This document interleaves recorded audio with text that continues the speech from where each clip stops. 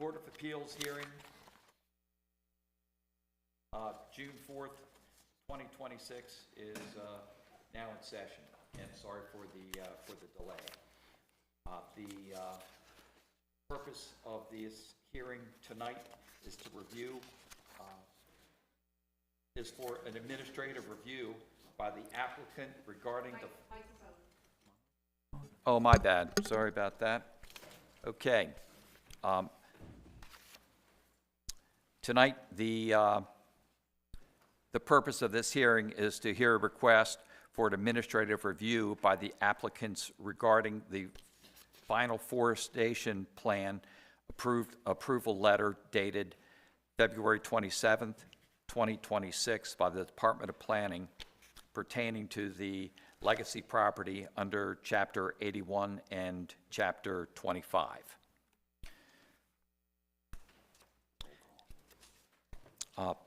Next, we'll do a roll call, starting at my left. Candace Basoli. Bill Putland. Phil Powell. Thank you.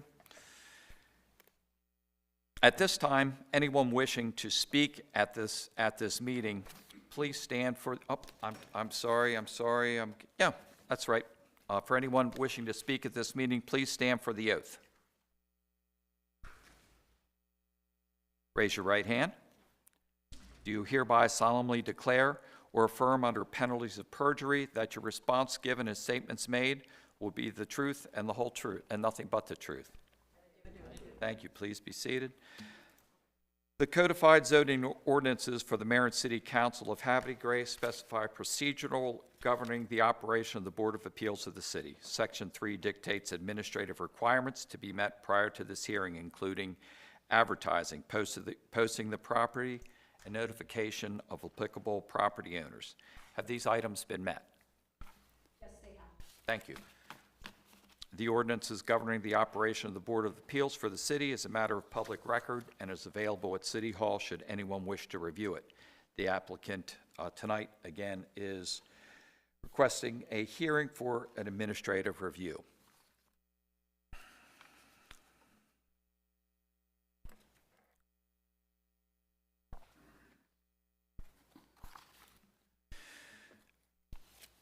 I would also like to introduce Mr. Best, who will be serving as our special counsel for this matter. Thank you, Mr. Chairman. Pleasure to be here. Thank you for being here.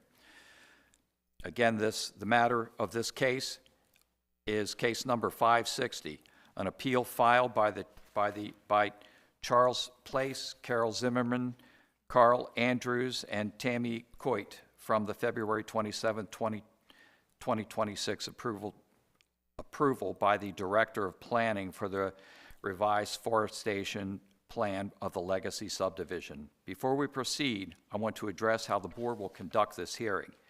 The city has filed a response raising 3 threshold issues: whether this board has subject matter jurisdiction to hear an appeal for a forest conservation plan approval. The second is whether the petitioners are aggravated persons with standings, and the third is whether the appeal was timely filed. These issues are potentially dispositive.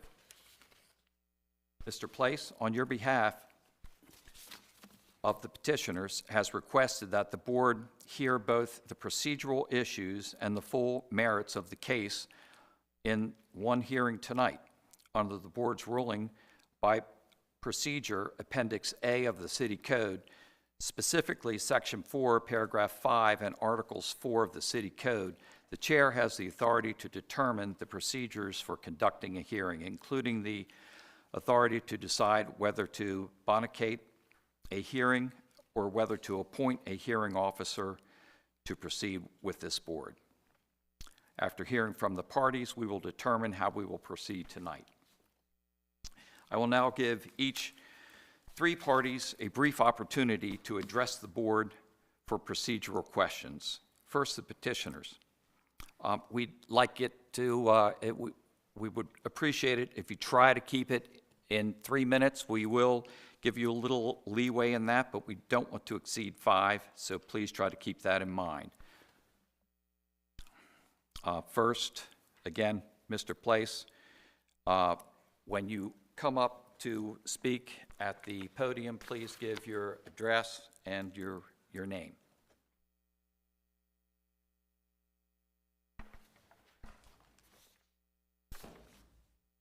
All right, thank you, Mr. Chairman. My name is Chip Place, 301 Cigar Loop. Just to be clear, are you asking me to discuss how we are proceeding tonight, or to proceed with a more fulsome discussion on the procedural issues? Well, we want your opinion of how to proceed with the procedural issues. All Yes. right, thank you.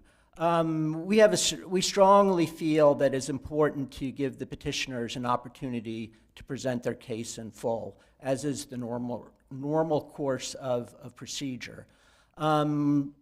That allows, actually the substance of the case is fairly simple.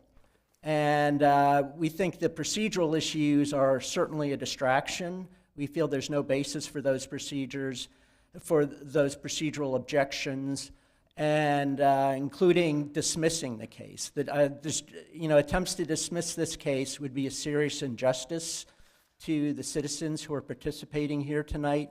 These are very important issues. There's been a history of failure to follow the forest conservation law in this town. There's very few opportunities to address these issues, and this is the one issue, this is the one opportunity we have. And the City Board of Appeals is the one venue where citizens can bring their complaints regarding administrative errors in the city. So we feel it's very important to address the issues on the merits. And plus, a review of some of the substance also helps to illuminate some of the procedural issues, including standing and some of the other issues. So we feel it's very important to give the petitioners an opportunity to present their case in full. And certainly then the respondents, the city, the landowner can present any procedural issues that they may have, and we can address those more specifically. We're certainly prepared to address those more specifically, but we would prefer to, we think it's really important to give us an opportunity to present our case in full. Okay, thank you. Any questions? No. Okay, thank you very much.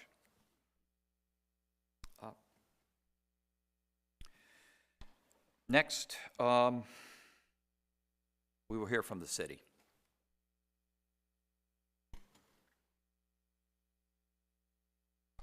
Thank you, Commissioner members.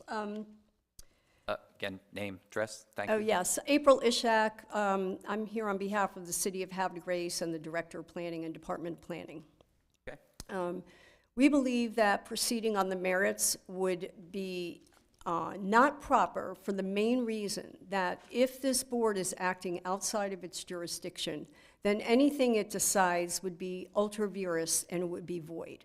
So you basically would be wasting your time if you don't make a determination on the jurisdictional matters first. It's our opinion, if the petitioners fail any one of the three threshold issues, they cannot proceed. So the main one, we think is the most important, is whether the board has jurisdiction over this matter, which arises under the natural resources provision of the Maryland Annotated Code, compared to the way this board is constituted under the land use article of the Maryland Annotated Code. So that is the main reason, and under the teaching in K. Hovnanian versus City of Havre de Grace, what the Maryland Supreme Court directed was that municipalities and the agencies created within them only have powers as expressly granted by the state of Maryland. They have no more powers. So the city is not able to expand your powers even if we wanted to. Unlike a county, which has a broader base board of appeals, they are allowed to have a board of appeals with general jurisdiction. And we'll get into these arguments a little more in presentation. But if you were to rule on this matter without determining the jurisdiction issue first, and it's later determined on an appeal to a court that you did not have jurisdiction, then anything you did would be void anyway. So it's important to resolve that matter first. Now, if you're able to resolve it tonight, and then you decide to proceed on the merits, that's fine, but I think you have to decide the jurisdictional matter first. Okay, thank you. Questions? Questions? Not yet. Okay, thank you. Okay.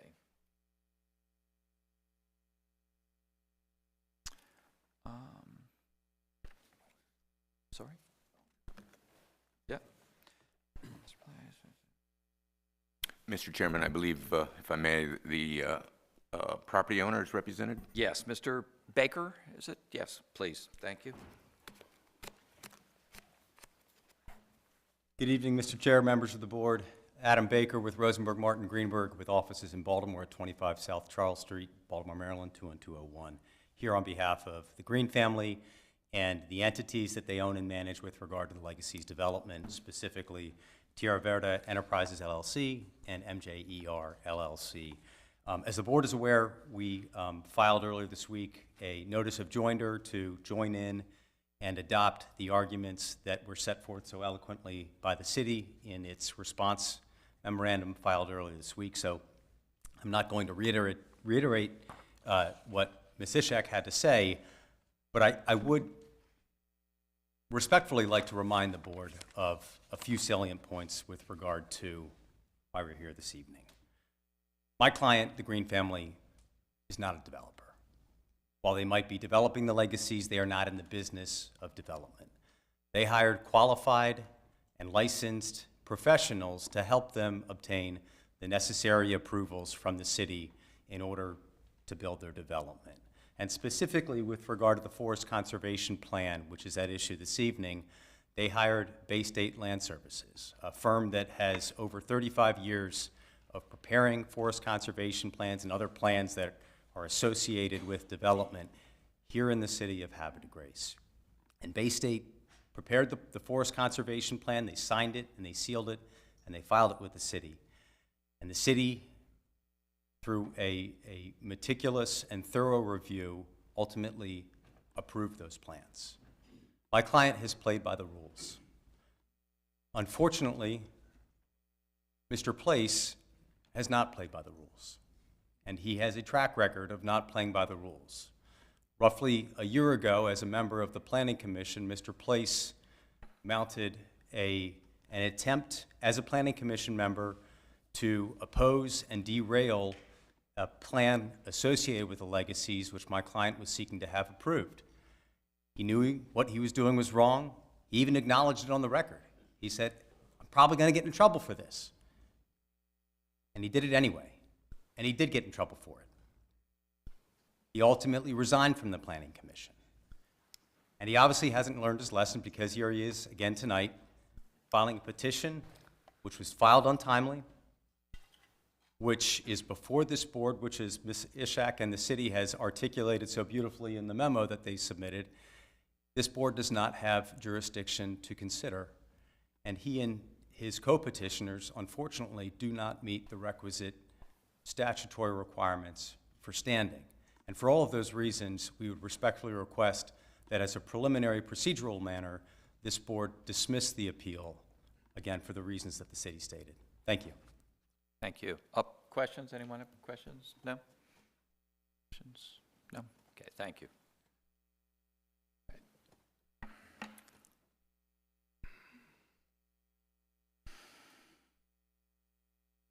Let me just say something, Mr. Chairman. Yes.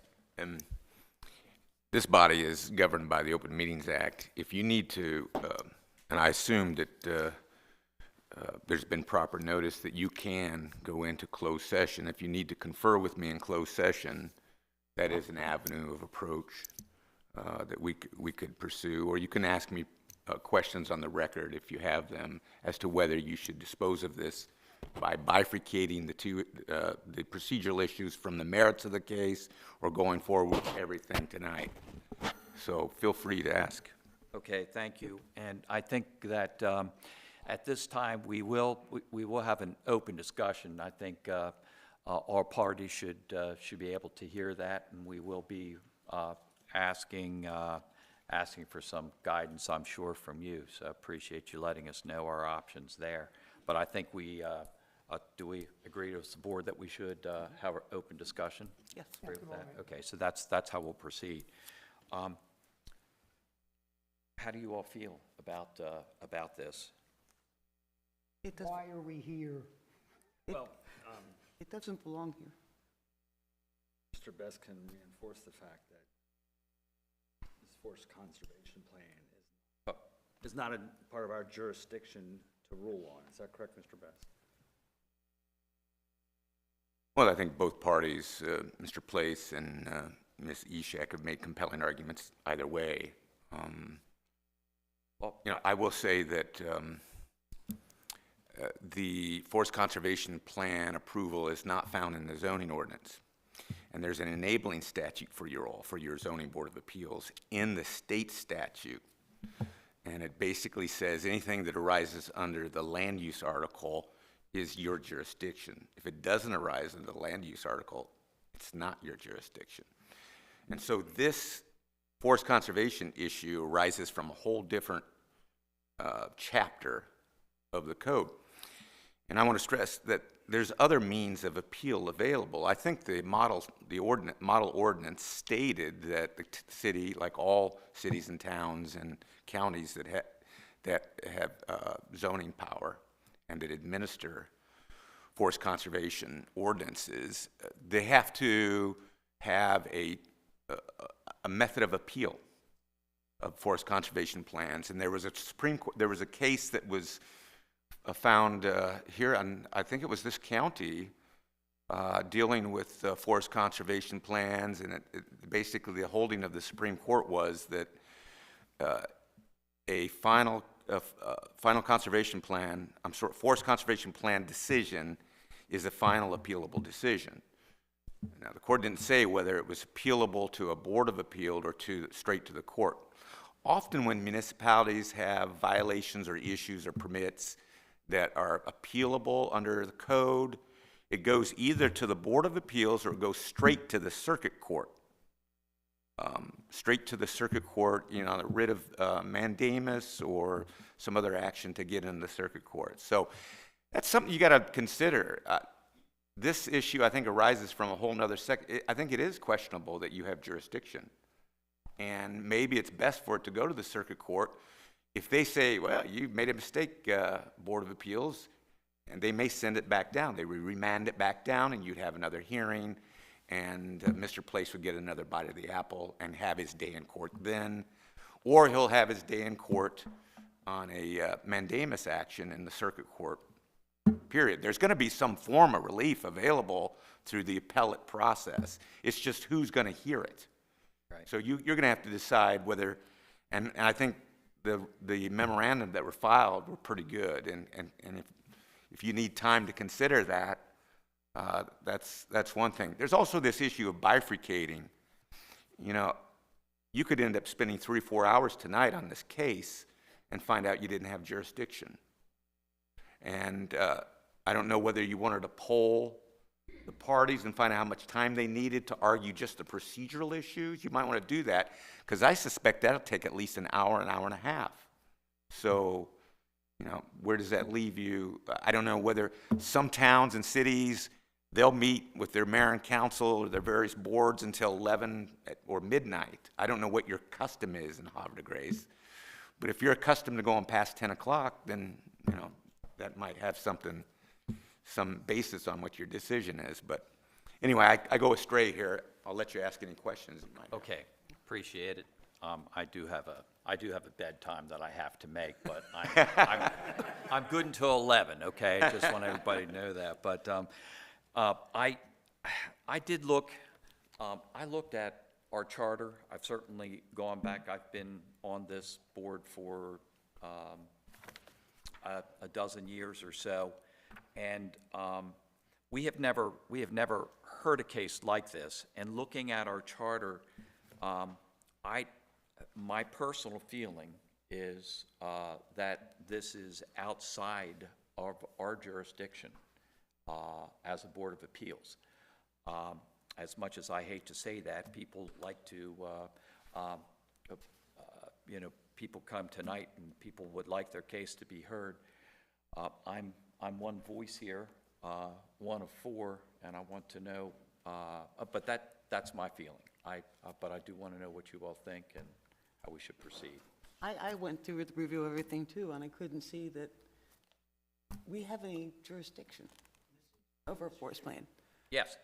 You had asked us whether we would want to proceed at this basis. You haven't given us the opportunity to actually argue the procedural issues. So I think before you discuss whether you have jurisdiction or not, it would be incumbent upon you to hear the arguments from the parties. But if we don't have jurisdiction, why would we hear it? Well, that's what Yeah, the city has claimed that. We have claimed to the contrary. So we have to, if you want to discuss the procedural issues, let's discuss the procedural issues. But I don't think you can debate the procedural issues until the parties have had an opportunity to present their sides. Mr. Place, let me give my client a little bit of guidance here. I think the threshold question right now is are you going to do the merits, the full trial, so to speak, the hearing, along with the procedural arguments together, or are you going to separate them? And you can hold that issue in abeyance. You can make a decision right now to let the three parties make their arguments as to the procedural and other issues that were raised, particularly by the city as a preliminary matter. So I would advise that you do that. Let them, give them each 4, 5, 6 minutes each, make those arguments, and then you can decide. If you decide, based on the procedural questions, to dismiss the case, the question on the merits is moot. But if you decide that there is jurisdiction or none, these other two issues are not dispositive, then you can go forward with the merits after you determine the procedural matters. Or you can make that decision now. It's really for you, your decision to make, Mr. Chairman. This is the way the rules are written. It's the chairman's decision, but you can confer with your colleagues. Okay, thank you. Sure. What do you think? Should we, what's that? Okay, we're fine with proceeding on the procedural issues. There's 3 points, the 3 points that were brought up, correct? Correct, yes. So with that in mind, again, we will start with the petitioner. Mr. Place. Fine, thank you. Thank you, and by the way, this is not just me up here as a petitioner. I think you all know Carol Zimmerman, Carol Andrews, Tammy Coit. There's a lot of people behind me who are interested in this. And yes, it has been my practice to conduct rigorous reviews when I was on the Planning Commission that might not have made people happy, especially when I pointed out faults. But that was a job. That's a job of the Planning Commissioner, and that's why I and my fellow petitioners are here tonight. Let me address first the subject matter jurisdiction question. And I think this is important. This is very important. And I think the city brought this up to their own detriment, to tell you the truth. Okay. The court in the Abington Woods case, which is not a favorable case to Havre de Grace, it's a case that involved the clearing of specimen trees down in Abington, and the Supreme Court and the Circuit Court here in Harford County found that that was improper.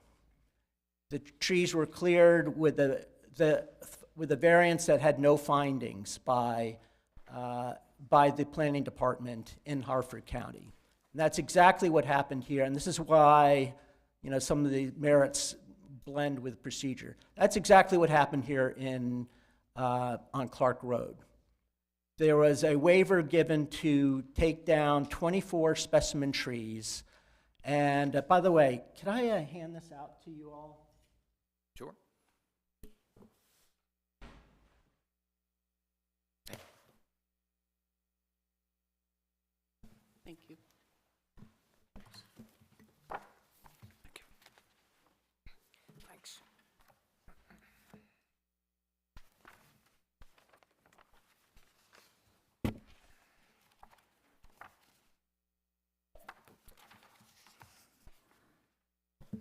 Yeah, you'll see a picture of Clark Road, and I'm not trying to change the subject here, but I think this is, this goes to why it's really important to address these issues right now. I'll ask, could you find that picture for me real quick? All right, but let's talk about subject matter jurisdiction here. So, in Havre de Grace, the trees were felled exactly the same fact pattern in Abington Woods, where the Supreme Court and then the Circuit Court in Harford County found that was incorrect.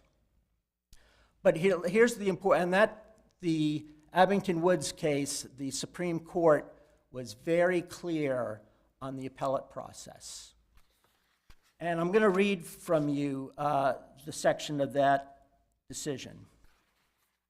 First, as discussed above, a forest conservation plan is required by state law and must be approved prior to the approval of a subdivision plan or a site plan, citing the state statute. The Act establishes the minimum standards that must be included in a forest conservation program.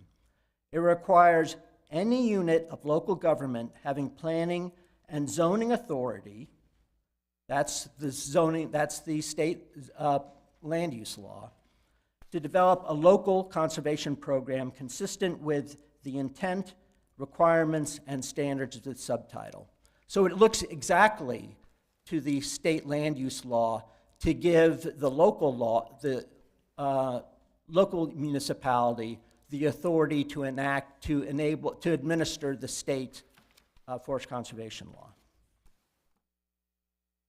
I'm going to skip ahead. One procedural requirement is an appeals process. The Act states that a forest conservation program shall include a policy document and all applicable new and amended local ordinances relating to implementation of regulated activities, exemptions, the review, approval, and appeal process, incentives, legal instruments for protection, enforcement program, and penalties. It requires that the local jurisdiction demonstrate the hearing and appeal procedures and consistent with the local appellate review procedures. And it requires that a forest conservation program have appeal procedures in place as part of their local program. So the city's arguing that they don't have an appeal process in place here. You're not it. They don't say what it is, but you are the only body in this city with the authority to review administrative actions, and that's under Chapter 25. If it's not you, it's nobody. And not only that, but the city tries to separate the Forest Conservation Act and your ability to hear administrative review of that from the zoning code. Well, the forest conservation law is specifically referenced in the city zoning code.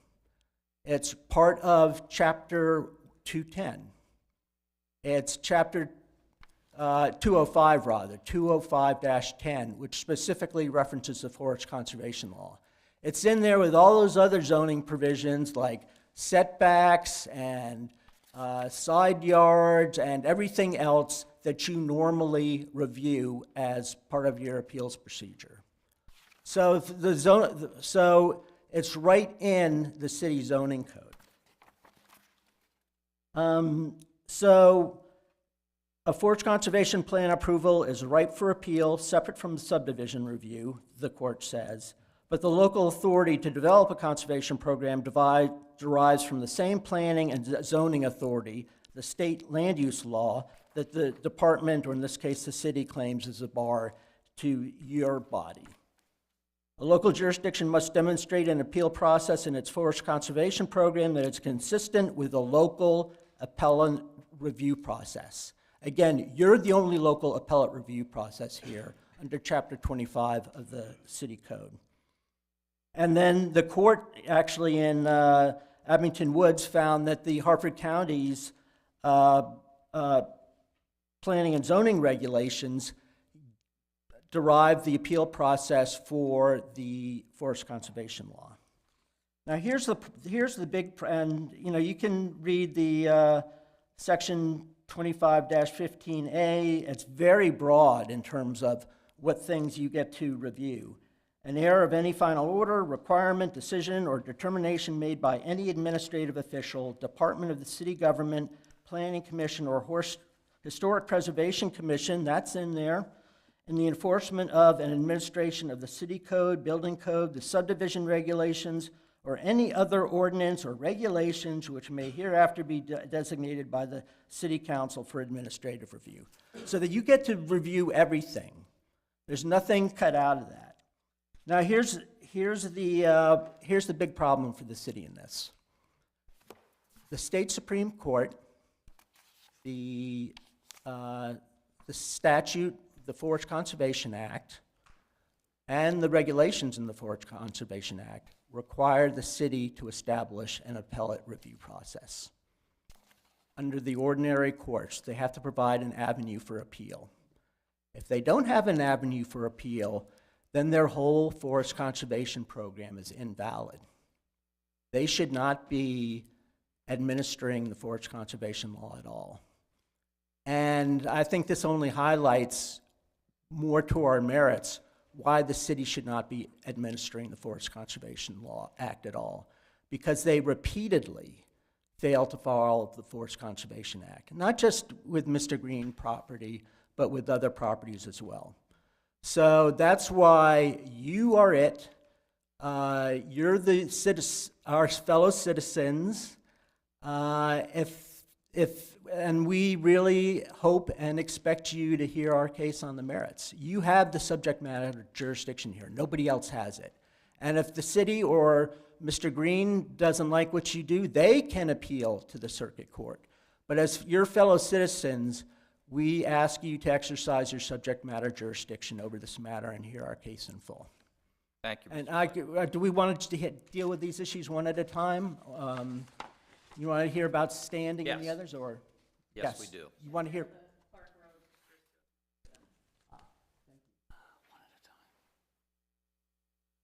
Yeah, in the slideshow I was going to show, here's the pictures of Clark Road. I'd like to object just to the point that Clark Road has nothing to do with this development of the legacies forest conservation. It's irrelevant to these. It's relevant to whether the city's policy force. Well, I have a question for you, sir.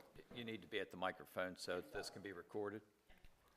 I'm looking at our 20510 forest conservation requirements, and what it reads to me in here. Any building project, regardless of building size, occurring on a site larger than 40,000 square feet must comply with Chapter 81, Right. Forest Conservation, prior to receiving zoning approval for a building permit. Conservation easements in residential subdivisions shall be located in common open space only and not on private residential lots. Mm-hmm. Yeah, that exactly links the forest conservation law to the zoning code. And Right, but it says it's on the open ground. It does not say. No, it's right there with all the other zoning. It's with the setbacks, with everything else that's in the zoning code. That's the direct link. And as the Supreme Court found, that was the direct link in Hartford County too. It's derived from the city's zoning and planning authority. That's where they get the authority to also review and in fact, establish a local forest conservation program. So it's just the example that it's all of one.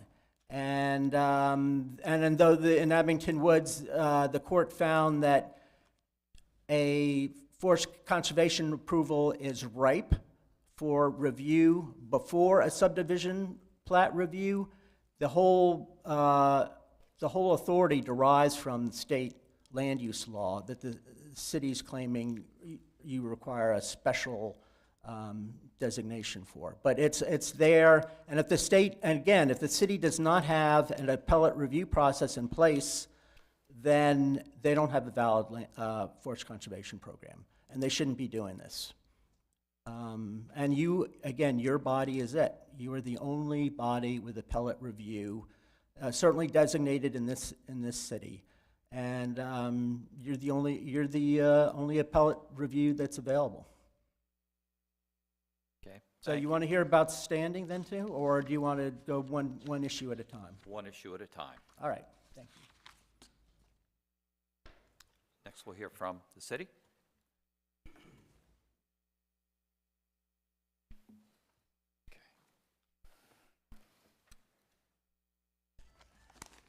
Thank you. April Ishak for the record. I wanted to address first Mr. Place's argument that because Section 81 is referenced in the city zoning code, that means it is subject to the jurisdiction of this body.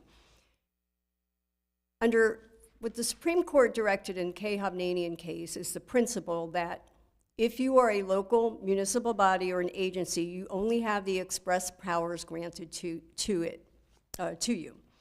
And this particular issue of how does a natural resources article interplay with the land use article has already been focused on by the state legislature.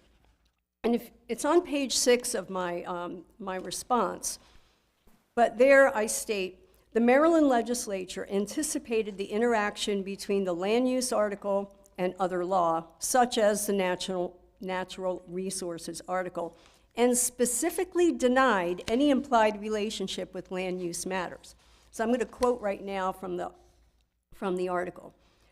Other public general laws that may affect land use in local jurisdictions under this division, and under this division has a specific meaning. It means Division 1 of the land use article, which is the local jurisdiction of municipalities to have land use and zoning authority.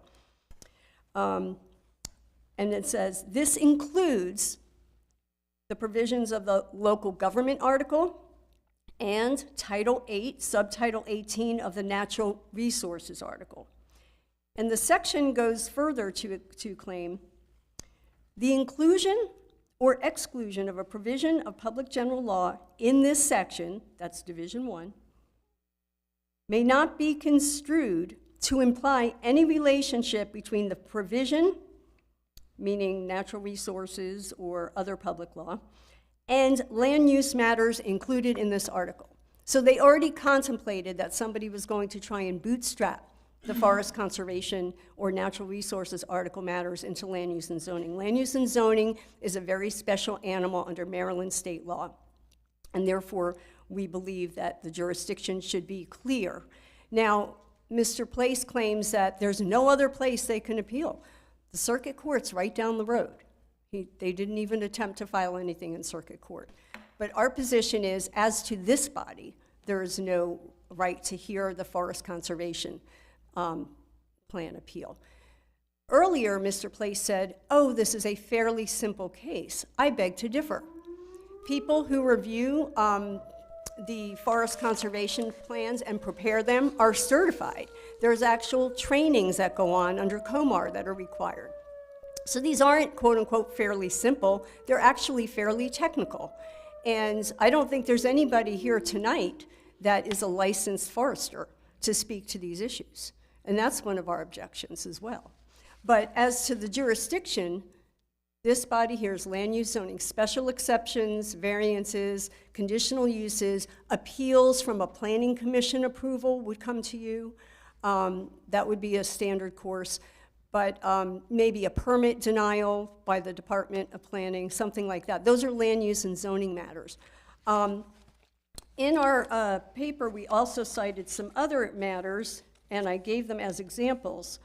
But in Chesapeake Bay Foundation, which is the Abingdon Woods case, which Mr. Place relies on, it stated in there that under the Model Forest Conservation Act ordinance, a variance under the Forest Conservation Act is not a variance under zoning law.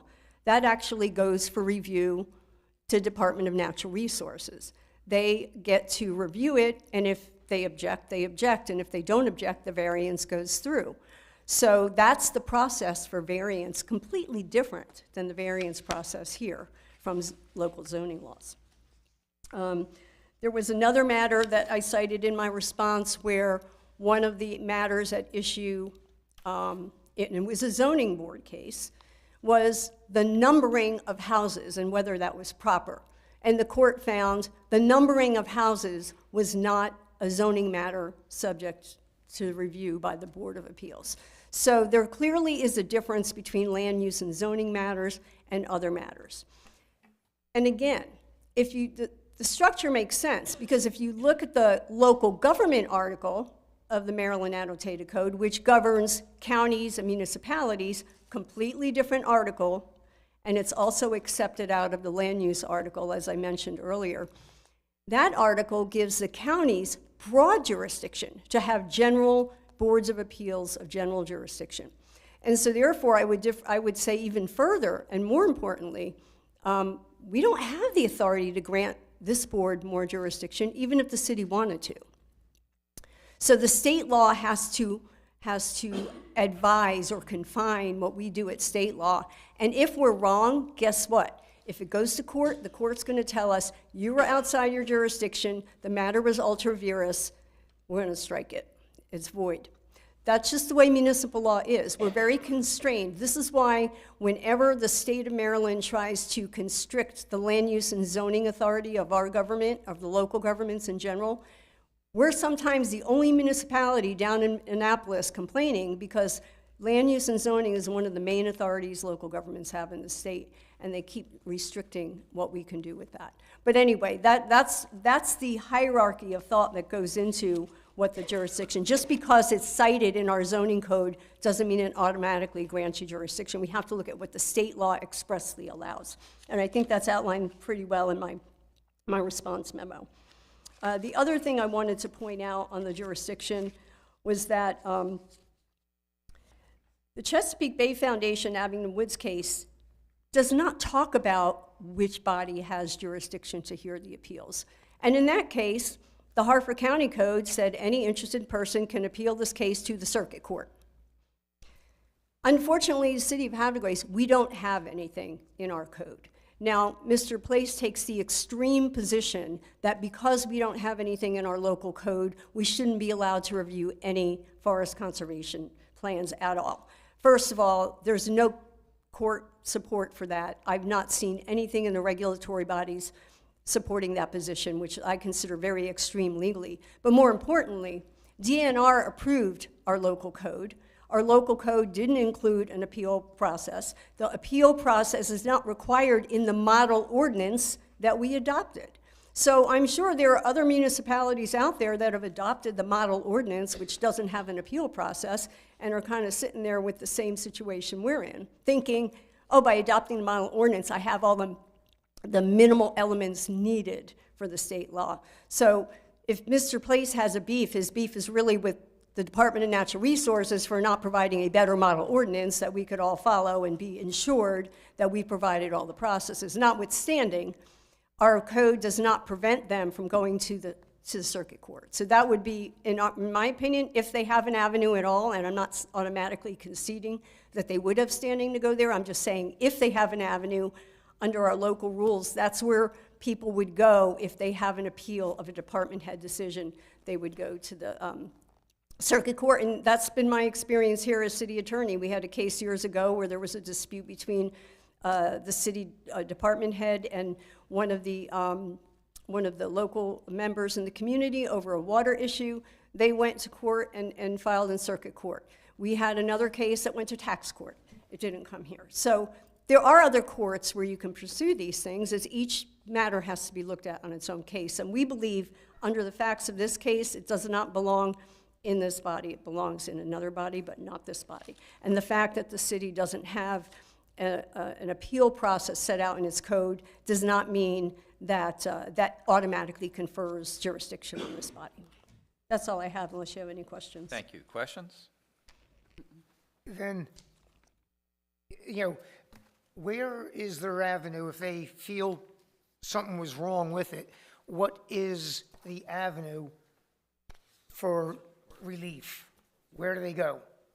Typically, if there is a dispute with one of our directors, and I'll use that as an example because there's not the planning commission decision in this case was not appealed, so that part is over. So we're only dealing with a director of planning's decision, and in my experience, if it was director of planning or director of DPW or director of finance, the answer is different depending on the context. If the director of planning was denying a permit, for example, that would most likely come to you. But when he's reviewing the forest conservation plan, at least in Abingdon Woods and the, what's the other name of the case? Hold on, Barzaga case, there was an appeal to the court, not to the planning board, and that was allowed to proceed, at least in court. Now, in that case, the Barzaga case, they decided they didn't have standing, but in the Abingdon Woods, they accepted the appeal in the court. So there is an avenue through the court system to do it, and without expanding the jurisdiction of this body, which I think would be a waste of city resources to have this body consider this, because I believe it's fairly complex for the average person to understand. And I would recommend, if you were to go forward on the merits, that we get a special hearing examiner in this case that maybe has some background in forestry, but that's for later. But anyway, that I think that I've answered your question about where else could they go. Other questions? No. Thank you, April. Mr. Barker? Adam Baker again here on behalf of the Green family and the related entities. I'll be brief. The Havre case is pretty clear that when a local jurisdiction or a municipality is looking at what authority they have, it has to start with an examination of state law. And in this particular instance, when we're dealing with the Forest Conservation Act, the authority that the city of Havre de Grace has comes directly from the Natural Resources article.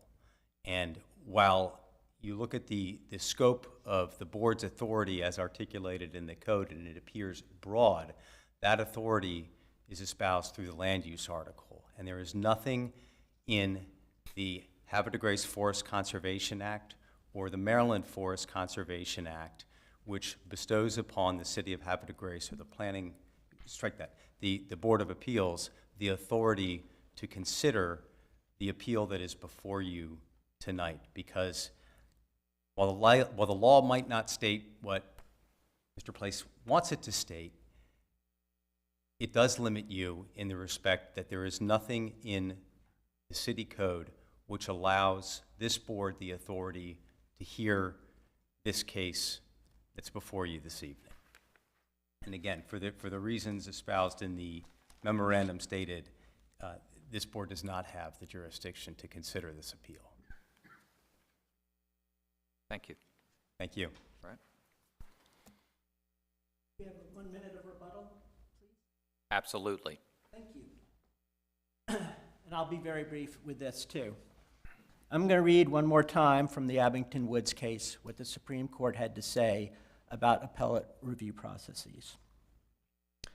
DNR's criteria for local forest conservation programs similarly require that the local jurisdiction demonstrate that the hearing and appeal procedures associated with the review and approval of forest stand delineations and forest conservation plans are consistent with the local appellate review procedures. And they cite the COMAR regulation.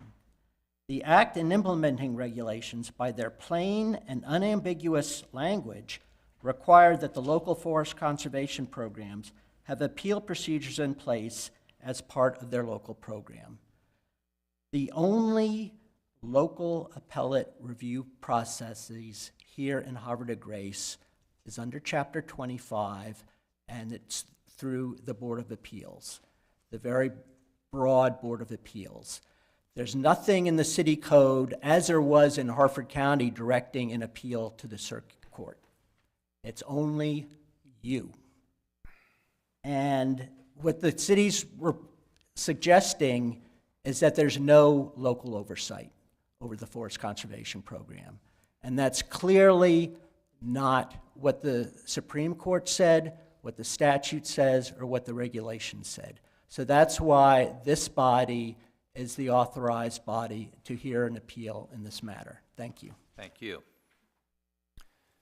Anything else from other, either party, other parties? I have one more thing. So again, I want to reiterate, just because there's no other appellate board to hear the matter doesn't automatically confer jurisdiction on this board.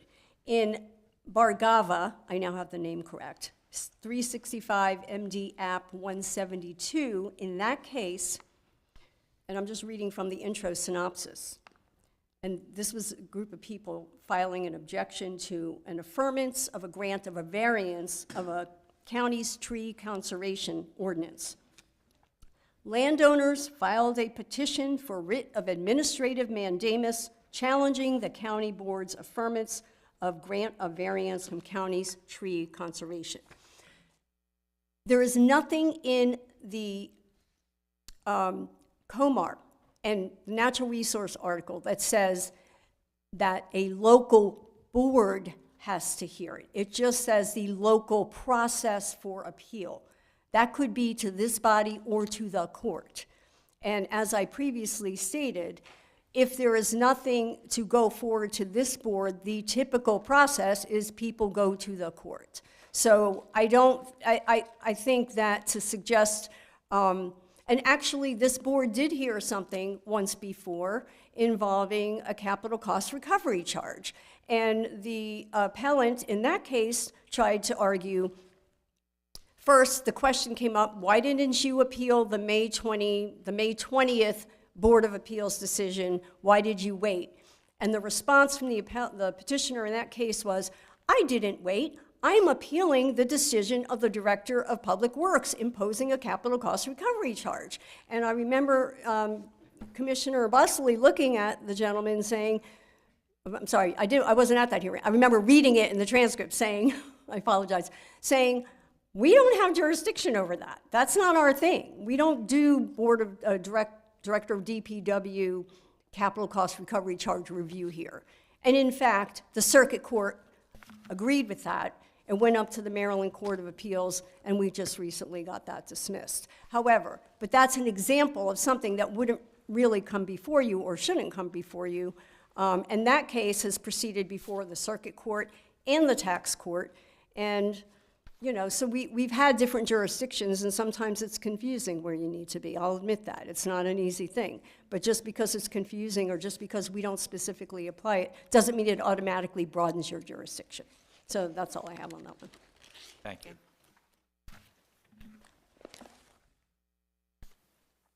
Anything else? You good? Okay, thank you. Mr. Best? That's one of three issues for the procedural issues being argued. So this is, if we continue with this will take a little bit more time. Okay. First, one's down. Mr. Chairman, I would advise that you hear all the procedural arguments before you make a decision, Yeah. instead of deliberating on each of the issues. Okay. Okay. One down, two to go. Okay. Next, we will proceed with, Second one. yes, second part, which is, This one right here. This is our agreed process. They've covered subject matter jurisdiction. Now they would move Agreed to person. standing, Mr. Chairman. I'm sorry? Each of the parties would argue the issue of standing. They've just argued the issue of subject matter jurisdiction. Right. So that would be the next issue, standing. Okay, yes, the issue was standing. Again, we will start with you, Mr. Place.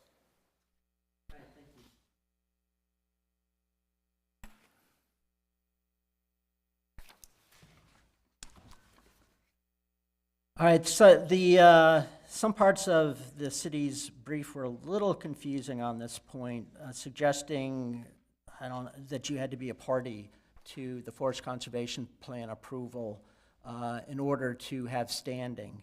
And that's just not, well, nobody has nobody's a party to a forest conservation plan approval except for the applicant and the Department of Planning. And in fact, again, the Abington Woods case, it was neighbors and the Chesapeake Bay Foundation who were the petitioners in that case. So, you know, they obviously, it was very similar that it's your fellow citizens in town here who are the parties. So there's really no requirement to be a party in a conservation plan approval. And again, Chapter 25 does provide the appeal process for a conservation, approval, and it's related to subject matter jurisdiction, but it's also related to the standing issue. That petitions may be filed for administrative review and may be initiated by any person aggrieved by a final order, requirement, decision, or determination as set forth in Chapter 25. So that is fairly broad. Now there's a couple of important distinctions to be made in standing. There's a long-standing history of cases, starting with the, how do we pronounce it, Berninsky? Bernarski versus Montgomery County Board of Appeals, which is a 1960s case. And this applies to zoning cases. And that was a case where there was a special use permit, and the neighbors immediately next door sued. And the court said, yes, you have standing because you are immediately next door, which makes sense. But then from then on, in zoning and land use cases, the courts have, twisted themselves into knots in terms of, well, how far away do you have to be to not have standing? And there's like a 200-foot rule, and there's a 1,000-foot rule, and there's special cases. But that's not really what we're talking about here. And we're not talking about that for two reasons.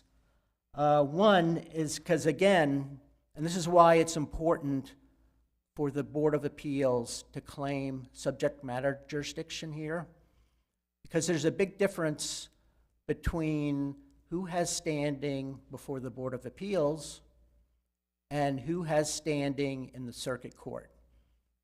And that's why, again, it's so important for you as our fellow citizens to claim subject matter jurisdiction over this. And that is told to us through one of the cases that the city cited, Greater Towson Council of Community Associations versus DMS Development. And I'll read a bit from that.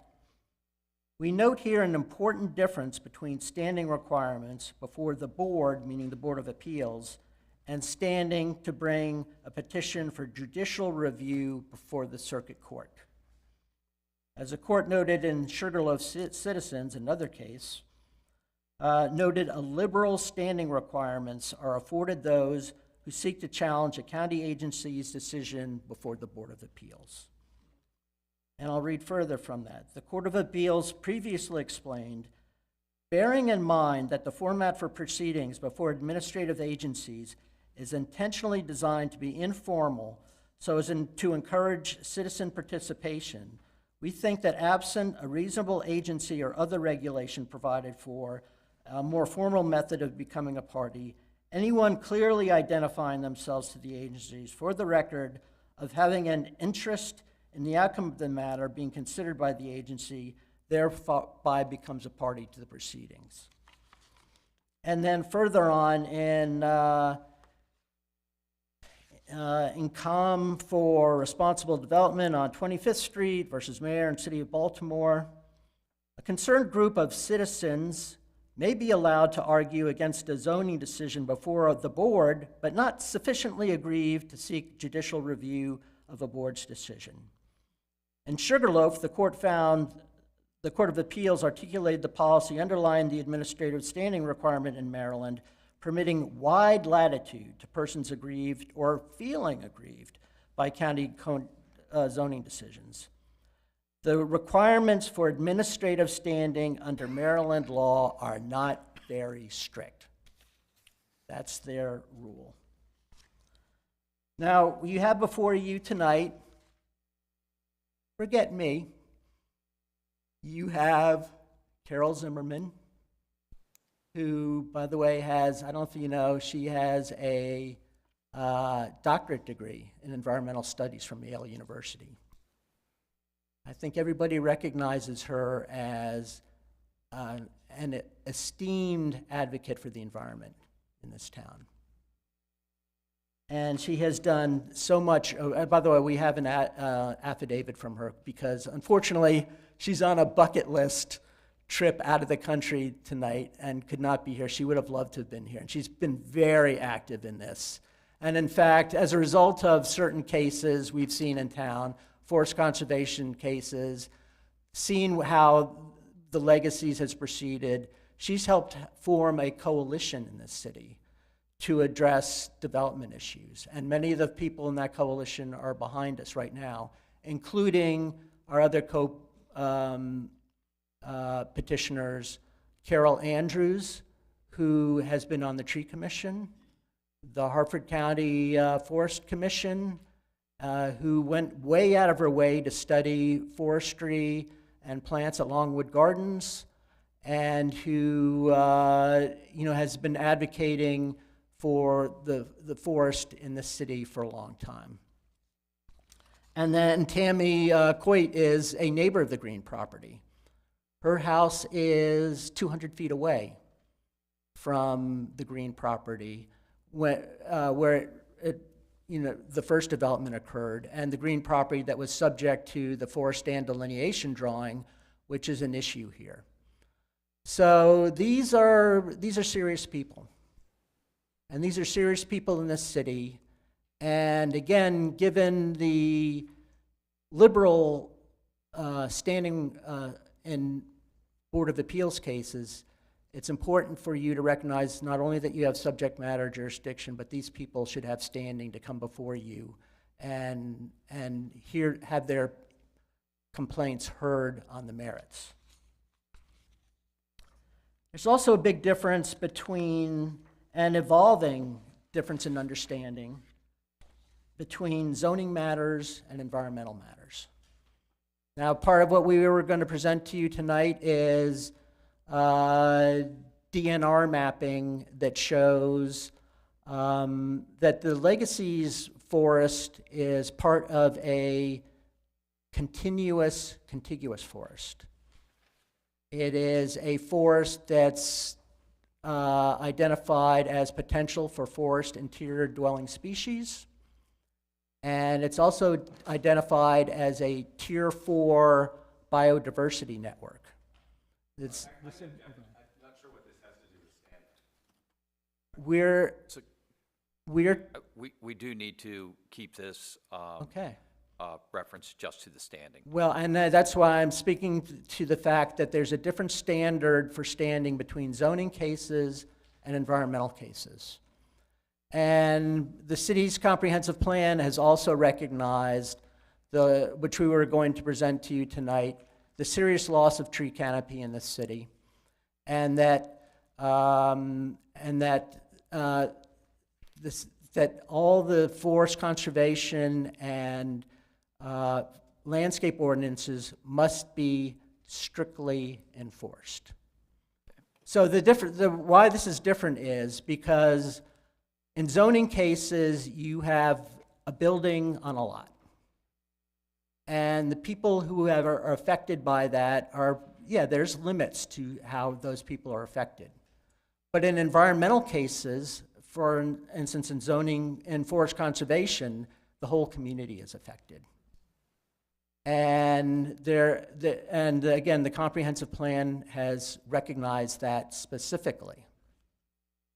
And then there's also the state legislature has recognized this distinction very clearly.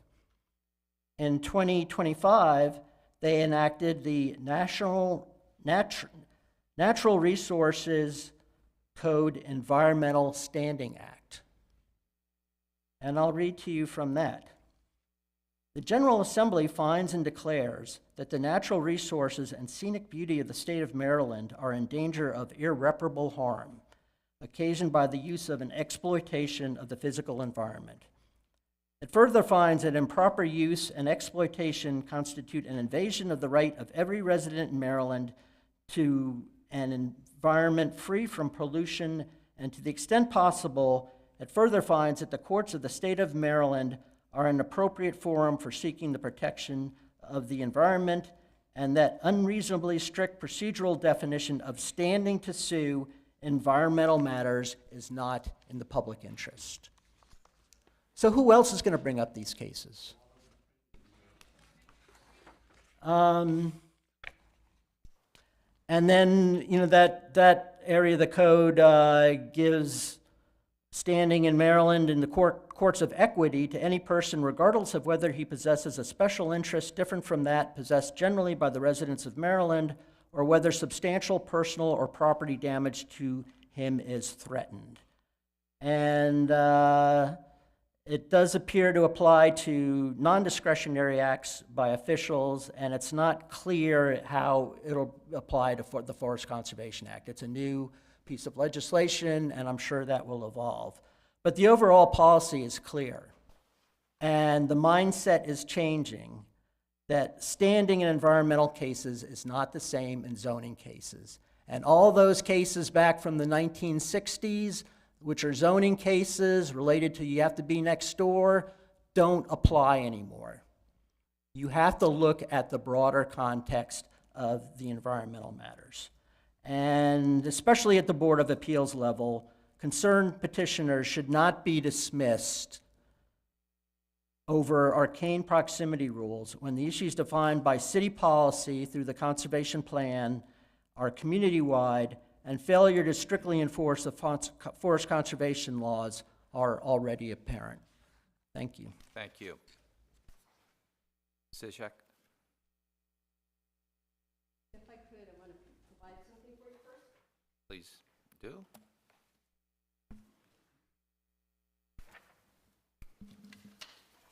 Okay. Thank you, April.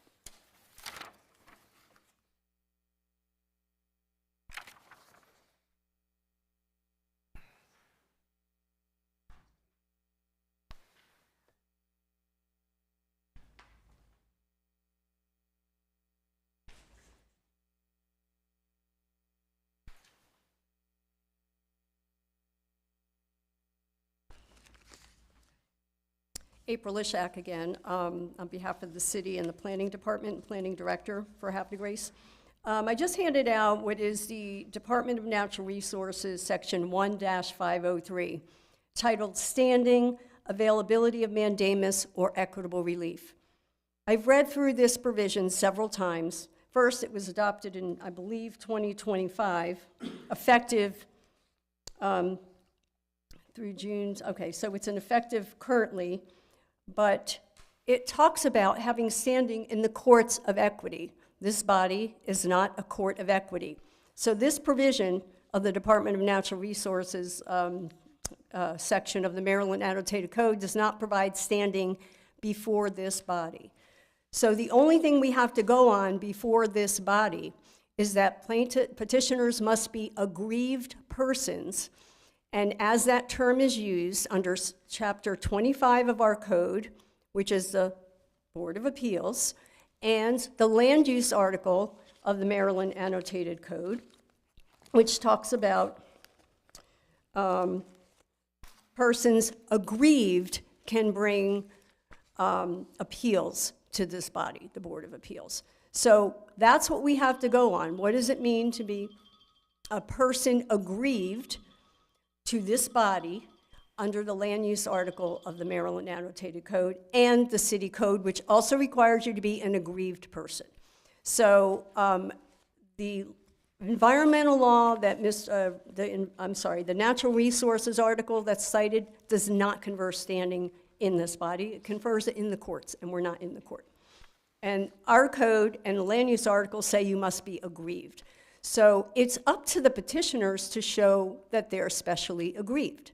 Now, Mr.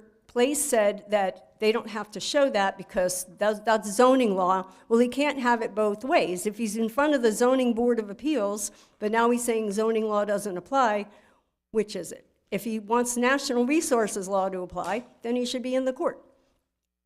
So in front of this body, he has to show there's an aggrievement. They have the burden on that, and they haven't shown it. Now, for the first time, I learned yesterday that Petitioner Coates lives 200 feet from the subject property. However, that's not entirely correct because that property does not belong to the Green family. That property is part of the Scenic Vista development, which has been approved years ago and which is already under construction. Now, if you look at Exhibit B that I submitted with my paper, I'm sorry, thank you.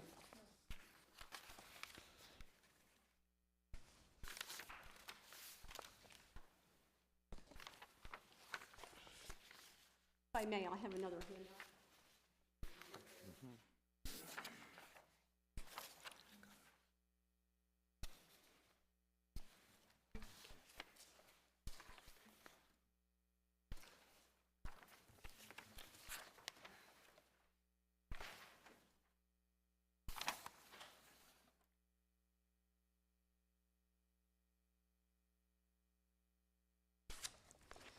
So I don't think it's fair to say it's 200 feet from the next property line because that property line, as you can see, is already developed. It's already owned by third parties now, some of them property owners.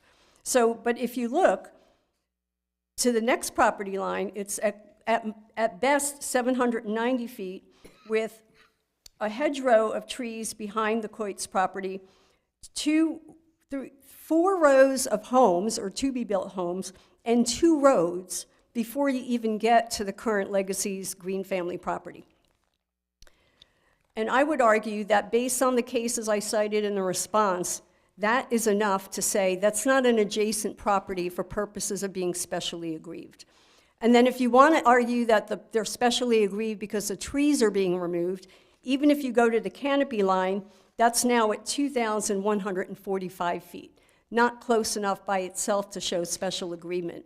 And I don't believe Mr. Place cited any legal precedent that says you have to ignore a special aggrievement situation just because this involves forest conservation, at least as it relates to this body. So I would argue they haven't met that, they haven't shown it, and the idea that there's an interest in any of the trees, if you look at the Bargava case, which is decided under current law, it was issued in 2025.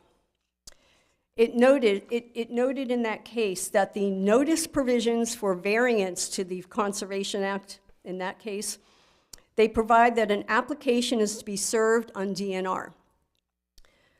There is no corresponding obligation under the zoning ordinance. So they were comparing the zoning ordinance with the forest conservation approval. This requirement, the fact that there's no other obligation to notify anybody, this requirement speaks to who the interested parties are in variance proceedings under the tree and vegetation ordinance in that case. The property owner and DNR.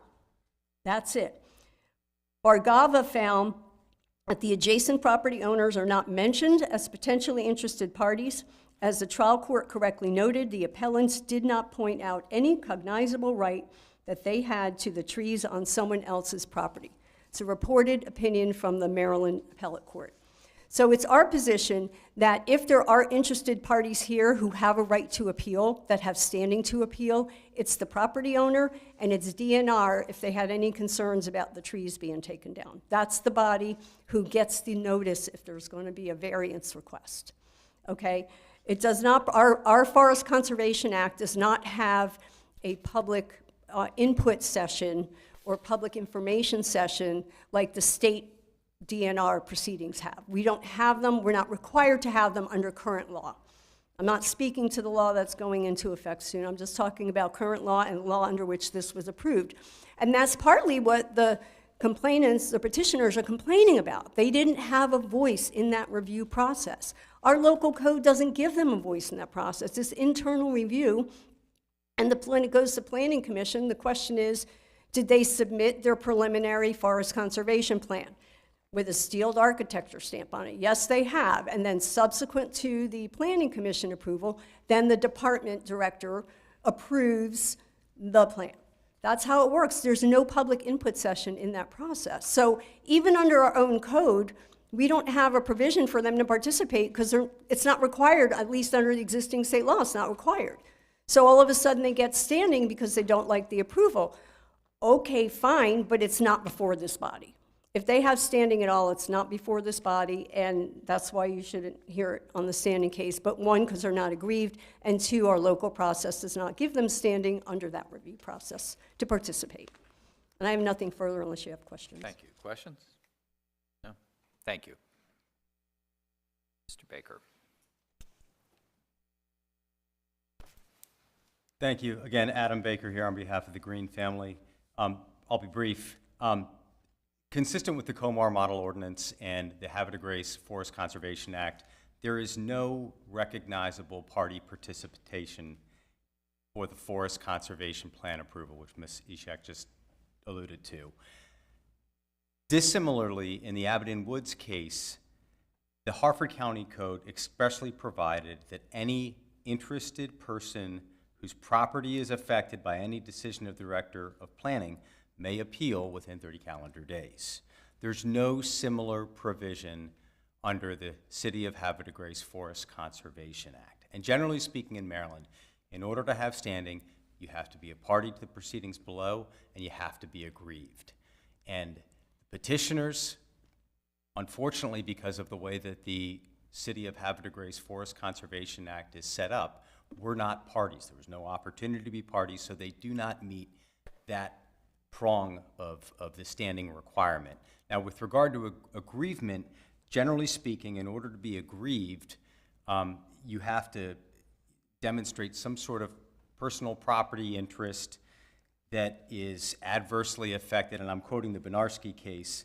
You must demonstrate a personal property interest adversely affected by the administrative decision, and that the harm is different in kind, not merely degree, from that suffered by the general public. And when looking at aggrievement, the Maryland courts have been consistent in basically creating two variables of aggrievement. You're either prima facie aggrieved, which is generally you're directly adjacent to the property at question, or you're within 200 feet and you're impacted by the decision, or you fall into that almost prima facie aggrieved category where you're between the 200 and 1,000 feet away.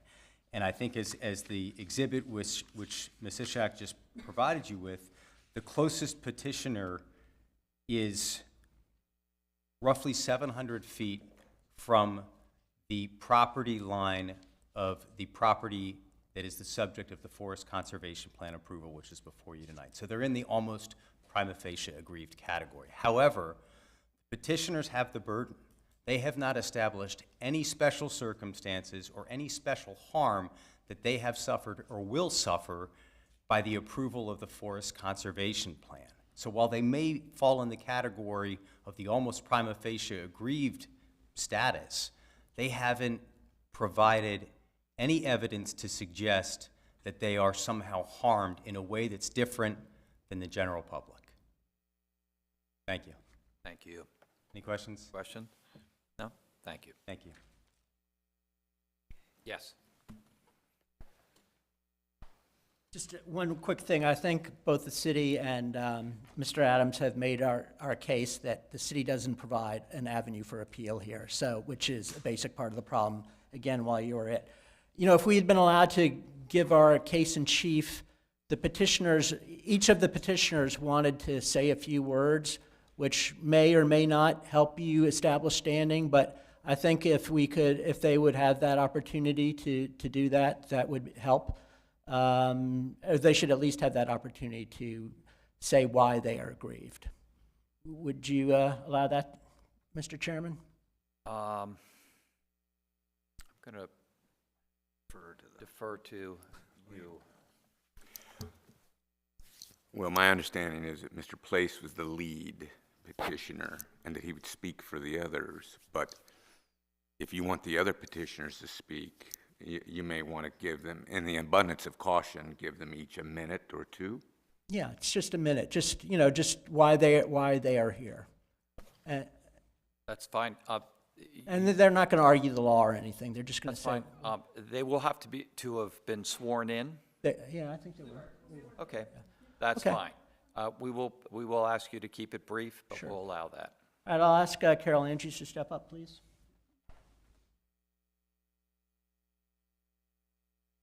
Good evening. I'm Carol George Andrews at 118 Gracecroft Drive in Havre de Grace. And I am aggrieved because we don't have a place to come to appeal this. And I think that's so important because this whole issue affects not only people 200 feet away, 1,000 feet away, but the whole city.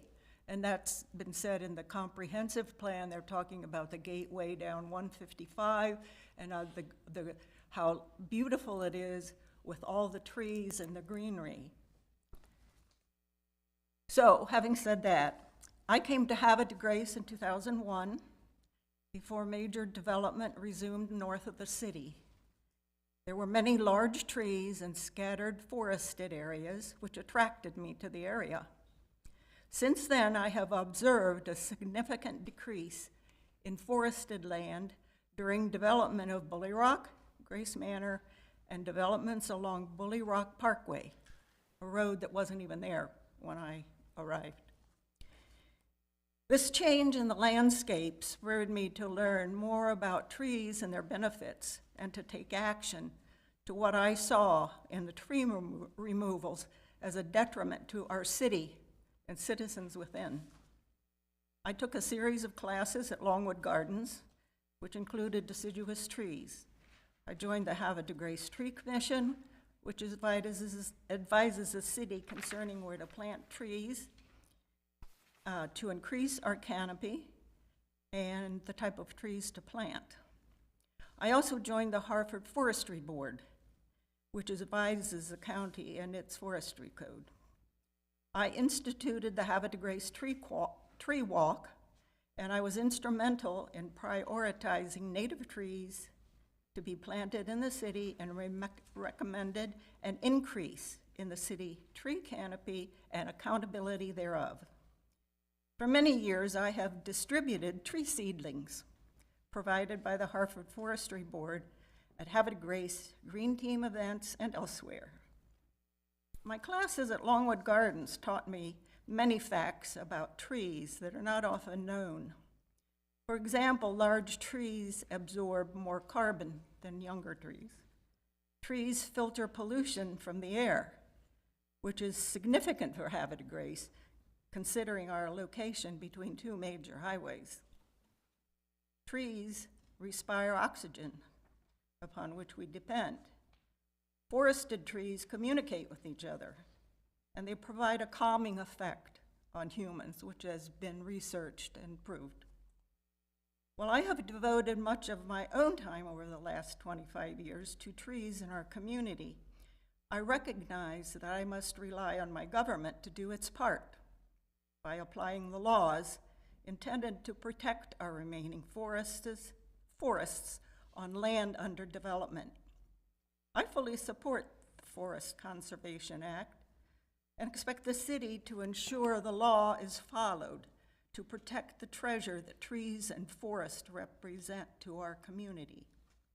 Therefore, I am aggrieved to see that this has not been done in the case of the final Forest Conservation Plan for the Legacy subdivision, which was approved by our city's planning department.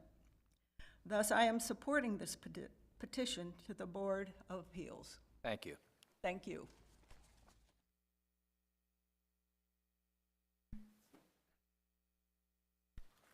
Tammy Coit, 1724 Scenic Manor Drive. And to be clear, that address is 5 houses down from the green property that is currently under development. And subject of the forest land delineation that is the basis for the Legacy's Forest Conservation Plan. 4 specimen trees shown in that forest and sand delineation were removed without the required variance as part of the first phase of the green property development, Scion Hills Estates. Limited open space within the Scion Hills Estate subdivision was eliminated when the developer received approval for 4 additional houses, raising the total to 144. The green property, including the Scion Hill Estate subdivision and Legacy subdivision, were also part of the single concept plan approved by City Council with the city's annexation of the greater Scion Hill properties. The city park that was central to that concept plan and that would have benefited our neighborhood was moved to the forest that should be preserved in any event.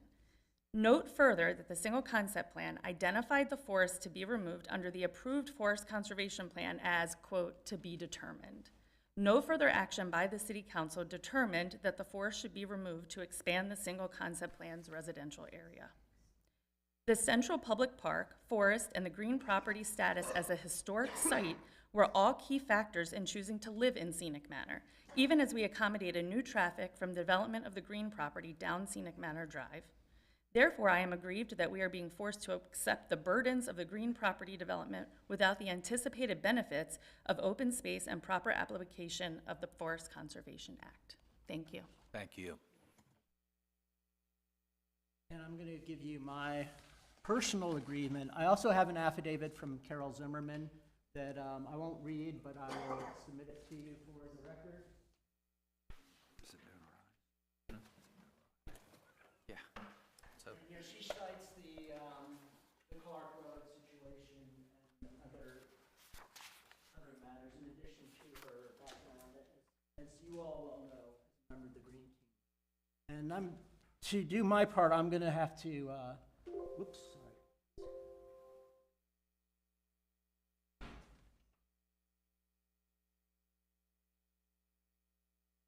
This is also in your packet, this drawing. This is the drawing that is, that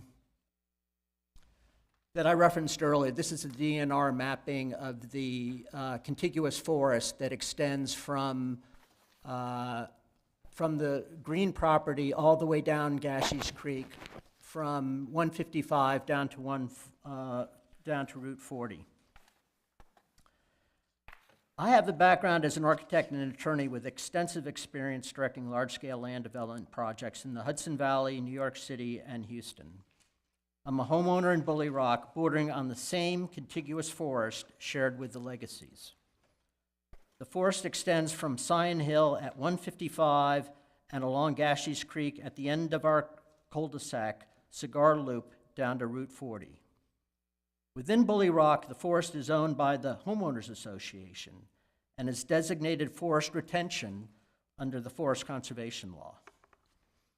Thus, I share ownership in this contiguous forest that includes Scion Hill and the Legacies. The Bully Rock HOA is actively managing invasive species in this forest. The forest is home to wildlife and interior forest-dwelling species, which include the wood thrush, which I have heard from my home and at the Legacies during my state-authorized site visit as part of the Planning Commission. I also served on the Planning Commission and brought the matters in this appeal to the attention of the Planning Department and Planning Commission in advance of the May 29th public hearing for the Legacies preliminary subdivision application. While I was on the Planning Commission, the 2025 Comprehensive Plan was adopted, which included recognition of the loss of forest in Havre de Grace due to development and recommended strict enforcement of the forest conservation laws. The comprehensive plan also identified the area at the intersection of Bully Rock Parkway and Level Road as the gateway to Havre de Grace, requiring special care in planning and design. And also I want to present you all, and I'm sorry I have only one copy of this. The neighbors are, sorry, let me get back to the microphone. A bunch of neighbors across 155 who received the notice of the May 7th public hearing have asked to be included as petitioners. And they live directly across the street from the green property. So I think, you know, that. Okay, we go this. Subject to that, one, we haven't seen it, and two, I believe those people live outside the city limits, so I don't know that they have any ability to. Well, they mentioned standing as related to proximity, and these people are proximate. it's fine. All right, thank you very much. Oh, and then one other thing, I don't know if the chairman of our historic commission would like to say something? Because the status of this property as on, which is well established. This is a National Register of Historic Places property. And I'm going to object. Yes. This scope is limited to standing. yes, We are not getting to the merits of the case right now, at least not yet. Right. This is limited to the procedural elements which Grievance. He's correct. This has to be about standings. right, and I would think, I would say standing of the named petitioners. all right, well, That's true, that's true, that's true. okay, if I would, Petitioners only, one standing. I think you've received a letter from the head of the Historic Commission regarding the historic status of this property. So I would hope that would weigh on your considerations as well. Okay, thank you. Thank We've you. tried to give you as much leeway I- as I we know, I do possibly can. appreciate it. I do Okay? appreciate it. All right. Mr. Chairman, Yes. these documents that were submitted, did you all wish to put them into the record? I think there was an objection as to whether these are city residents. Only city residents would have standing in this case. If only city residents would have standing, then no, we should not submit these into a record. And I don't know how we could, we can't determine that here tonight anyway. Yeah, they received notices. So I'm not sure how that distinction, out of the city residents only have the opportunity to appeal a decision. I don't know where that's written. Yes. The notices were provided to the names on the list that were requested by the petitioners, because under the city code, when you appeal to the Board of Appeals, one of the things you're supposed to submit is a list of the people you say are entitled to notice. And he chose to include these people on the list. And we didn't have, there's nothing in our code that says the city can object to who we give notice to. Okay, thank you. Then we'll deny those. Yeah, I think there's also a matter of timeliness on the petition for these additional petitioners. Did they have a timely petition themselves? I don't know if they can bootstrap at this late hour on the earlier petition of those that are actually here today. Right, okay, thank you. All right, we're moving on to, See.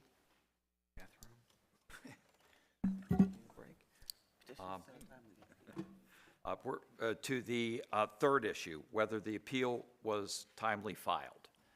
Again, we will start with the petitioner.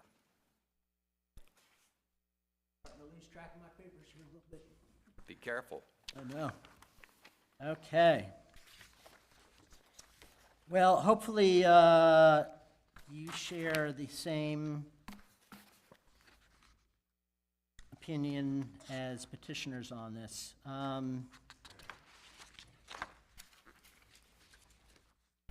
And there's, by the way, there's one more thing before we conclude all this that was raised in the petitioner's,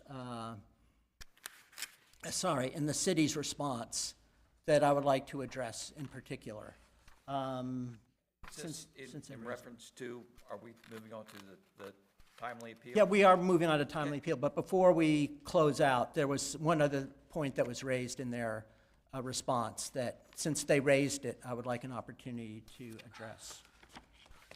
All right.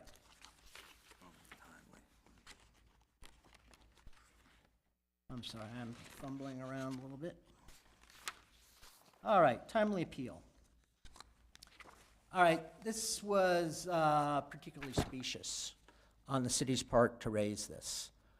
The decision was handed down, the approval, on February 27th. We submitted a petition.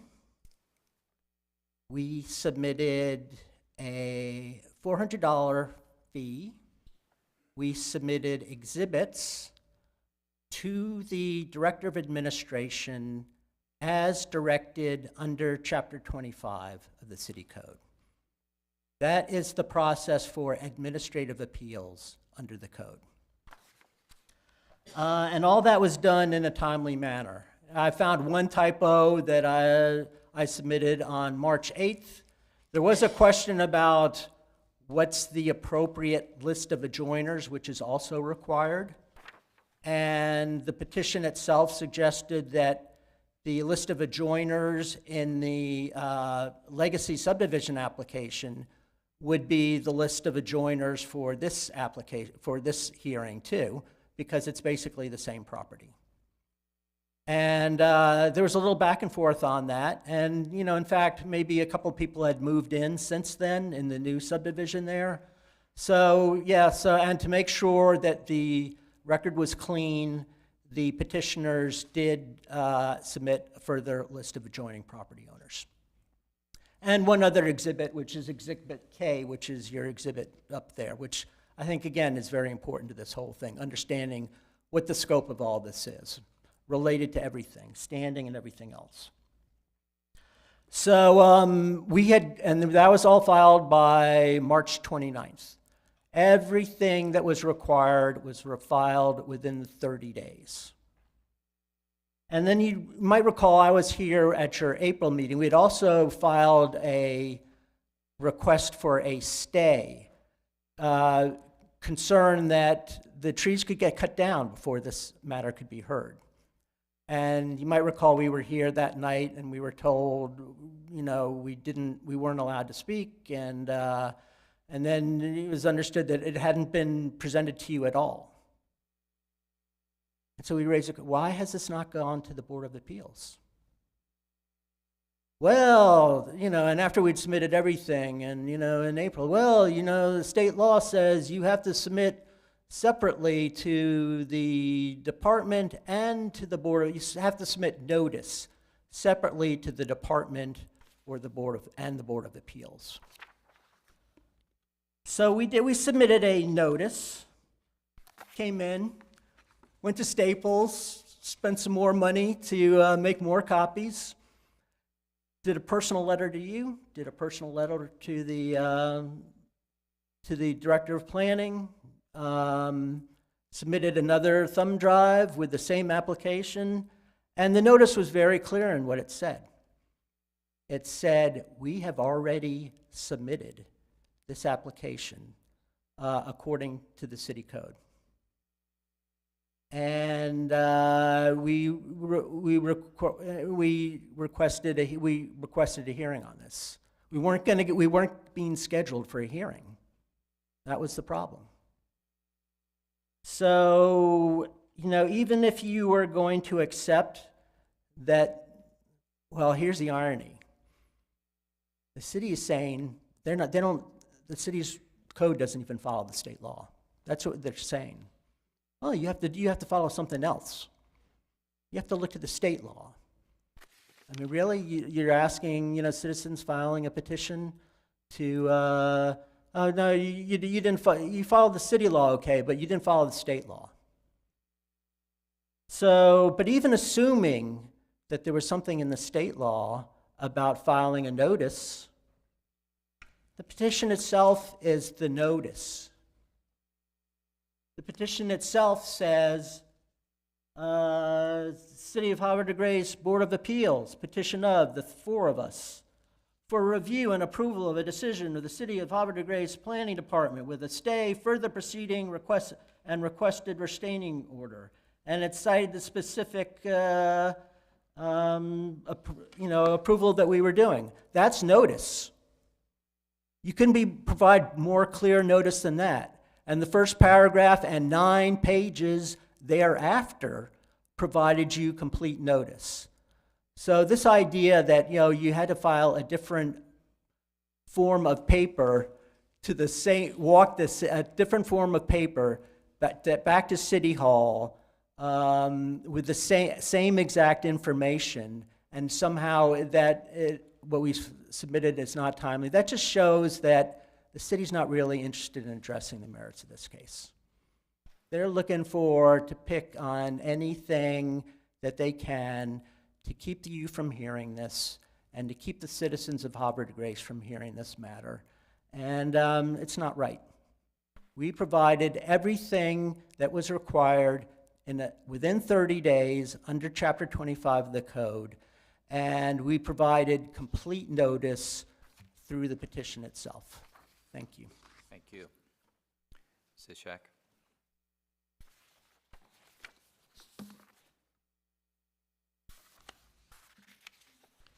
Well, I will say, filing an appeal is not for the faint of heart. Having filed appeals to the appellate courts, circuit courts, Supreme Courts of the states where I practice, attorneys are required to follow every rule when they file an appeal.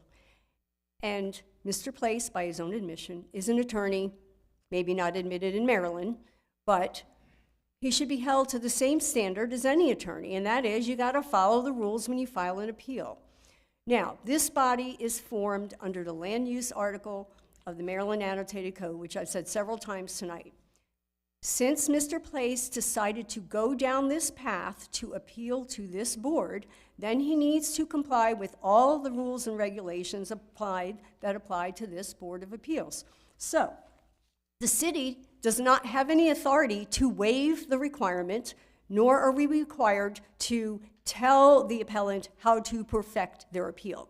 The Director of Administration in this case, who receives a copy of the petition under our city code, is like a court clerk. He pulls it in, he stamps it. What do I do with this? He doesn't, you are an independent board of the city.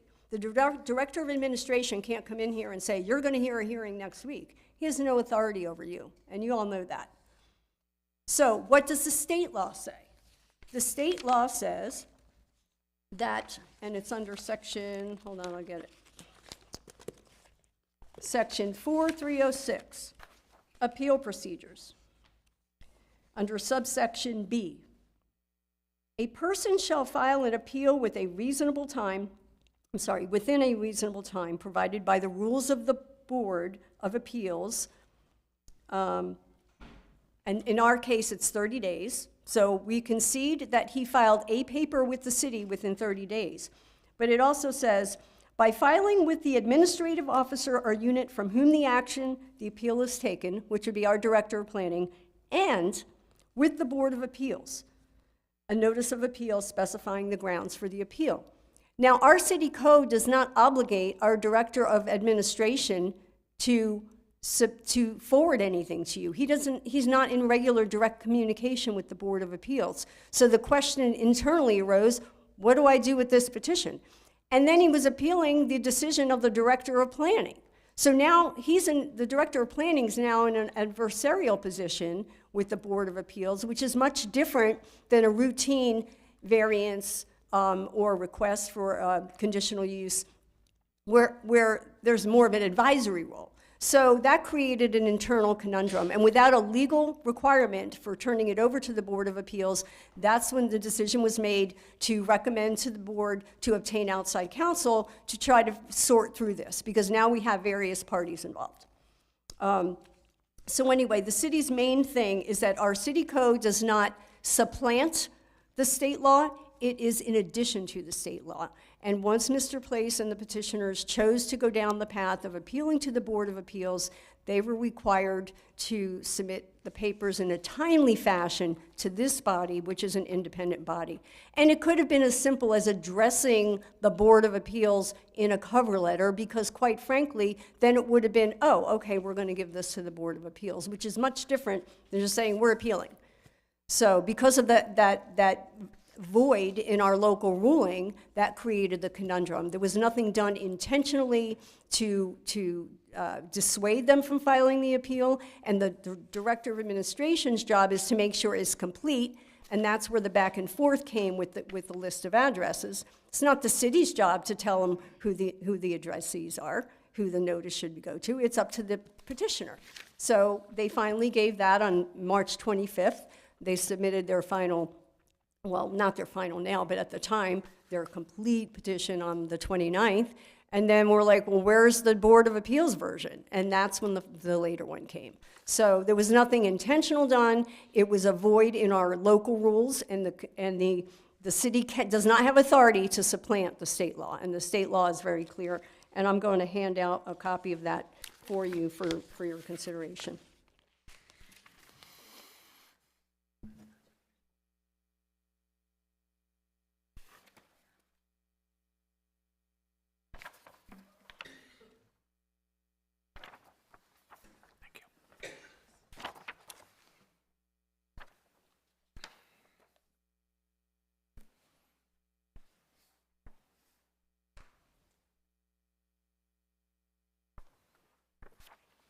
And I have nothing further unless you have any questions. Thank you. Any questions at all? No? One quick rebuttal on that one? We're going to let Mr.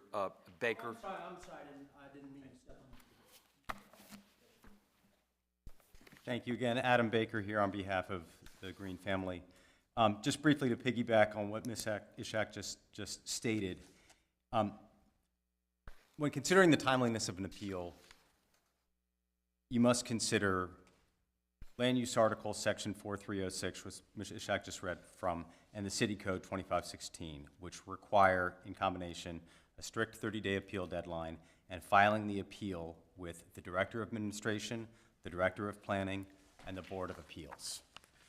And the plain fact of the matter is that that was not done here. And these rules are in place for a reason, to ensure that the appeal makes its way to the appropriate agencies and bodies, and to be sure that the appropriate individuals involved in the case receive notice.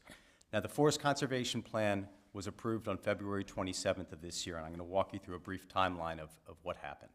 On March 6th, petitioner emailed the original petition to the Director of Administration with a courtesy copy to the Director of Planning. So they've hit two of the agencies that they were supposed to have hit. March 8th, petitioner emails the revised document to the Director of Planning, making a non-substantive change to the original petition. March 18th, the petitioner is advised that the notice of the hearing was required under the City Code before a hearing could be scheduled, and that petitioner needed to provide a list of parties who were to receive the notice. On March 25th, the petitioner provided a final list of names and addresses of persons whom petitioner claimed were entitled to the notice. On March 29th, the petitioner further revised their list of exhibits to include the new Exhibit K.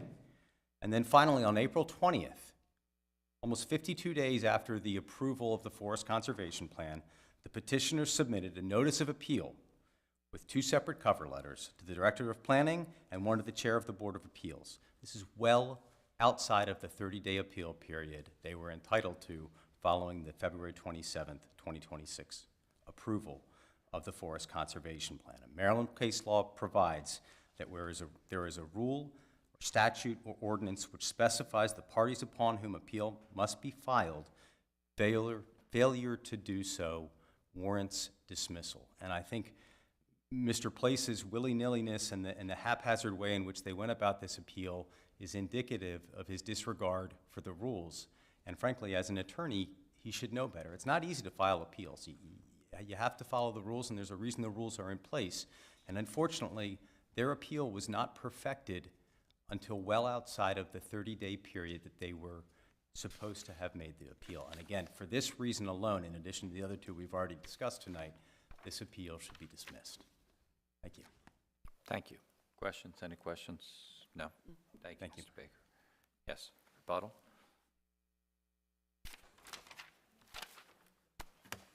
Once again, the City Code's very clear that administrative appeals are filed with the Director of Administration. There's no reference to anyone else. There's no reference to the Planning Department. There is no reference directly to the Board of Appeals. The city acts as the staff for the Board of Appeals. And I'll refer you also to your own rules in terms of Section 1B filing. The application shall be filed with the department by the applicant, and due notification thereof shall be given to the board by the department. By the department. The department provides that notification to you. The department shall process the zoning applications and schedule a hearing before the Planning Commission and/or the Board of Appeals, whichever is applicable. The department shall provide all applicants with the adequate information regarding the zoning process, the technical basis for decisions, and their rights as reflected in these procedures and laws. The only difference here is that because this is an administrative review, it doesn't go to the Planning Department because, as the city attorney said, they are a party to this action. That's why the City Code directs that these applications go directly to the Director of Administration. And so then it's his duty to, just as it was the Planning Department's duty, to forward this on to you. That's how this process works on, in any other matter, I would think, and I'm sure you can confirm that. It's filed with the department, or in this case, the Department of Planning, and then it goes to you. There's no other process. And again, what we filed was, it said right on top of the petition, it was to the Havre de Grace Board of Appeals. The petition itself was the notice. And the city had the duty, the city staff had the duty to forward that on to you. That's how it works under your rules. That's how it works under the city code. That's how it works under the state land use law. We conformed with all that. Thank you. Why did you eventually reach out to me? How do you mean? Well, you sent me the petition. Yes, because when we came to your April meeting, and we had also filed a request for a stay. Again, as I mentioned, because we were afraid in the time that this could take, the trees would be cut down. And we understood from that you had not received the documents. And then I believe I went back to the Director of Administration and said, why has the Board of Appeals not received our documents? He said, it's not my job to send it to them. Okay, thank you. And so then we said, okay, well, what else do we need to do? Well, file a notice. Send it directly to the Board of Appeals, which is why this is absurd. You know, we already submitted it, so put a different cover letter on it. And it's the same, otherwise it's the same documents. Okay, thank you. Anything else? Anyone else? I just wanted to add that I believe that the department chair handed out the night you voted to retain outside counsel, not all the exhibits, but the first couple of pages of the original appeal. It may have been on the dais that night. I don't know if any of you had looked at it, but I do recall that he handed something out regarding the retention of outside counsel and the appeal, because you had to vote on the retention of counsel, but that was my recollection. That's right. Okay, thank you. So yeah, you all knew about it. What's the issue? The date that hearing was held was after the 30 days. But it was based on Okay. what we submitted. Thank you. Mr. Baker, anything else? Good. Any clarifications that we have that we'd like to ask Mr. Best? I guess, what is your opinion of the timeline here? Was it done within a timely manner, in your opinion? Or is that for us to decide? Well, technically, it wasn't done in the way the facts and timeline was presented, particularly by Mr. Baker. It seems like it was not timely, but, you know, there's a question really, was that a material mistake? You know, was the original petition that was addressed to the Director of Administration intended for the Board of Appeals? And does the Board of Appeals have a separate address, perhaps, another place where they can accept? It said Board of Appeals. Okay. I don't know if the timeliness issue is the strongest issue, or I assume you're gonna deliberate on the other issues as well. We will, yes. Yeah. So we'll deliberate on all of those. Okay, just wanted your opinion on that. All right, thank you. At this time, we will have an open discussion on all three of the matters. All right.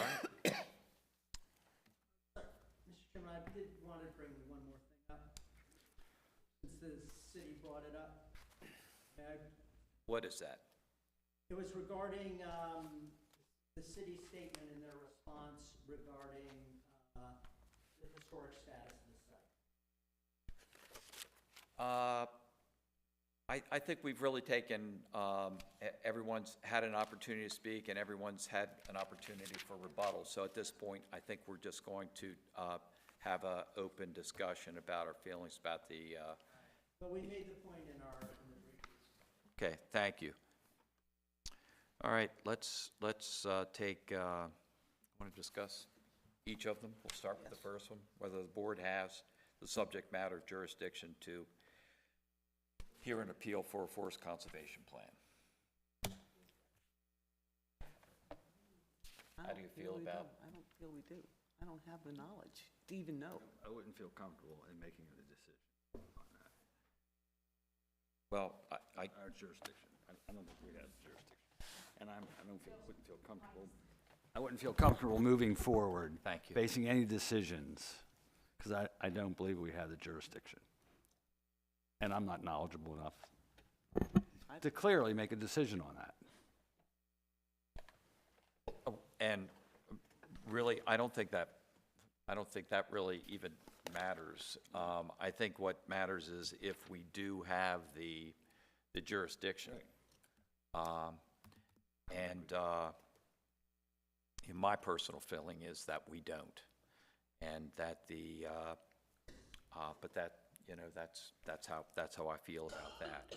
I've not seen anything, you know, everyone here has made very compelling arguments for and against, and I don't see where the Board of Appeals has the authority to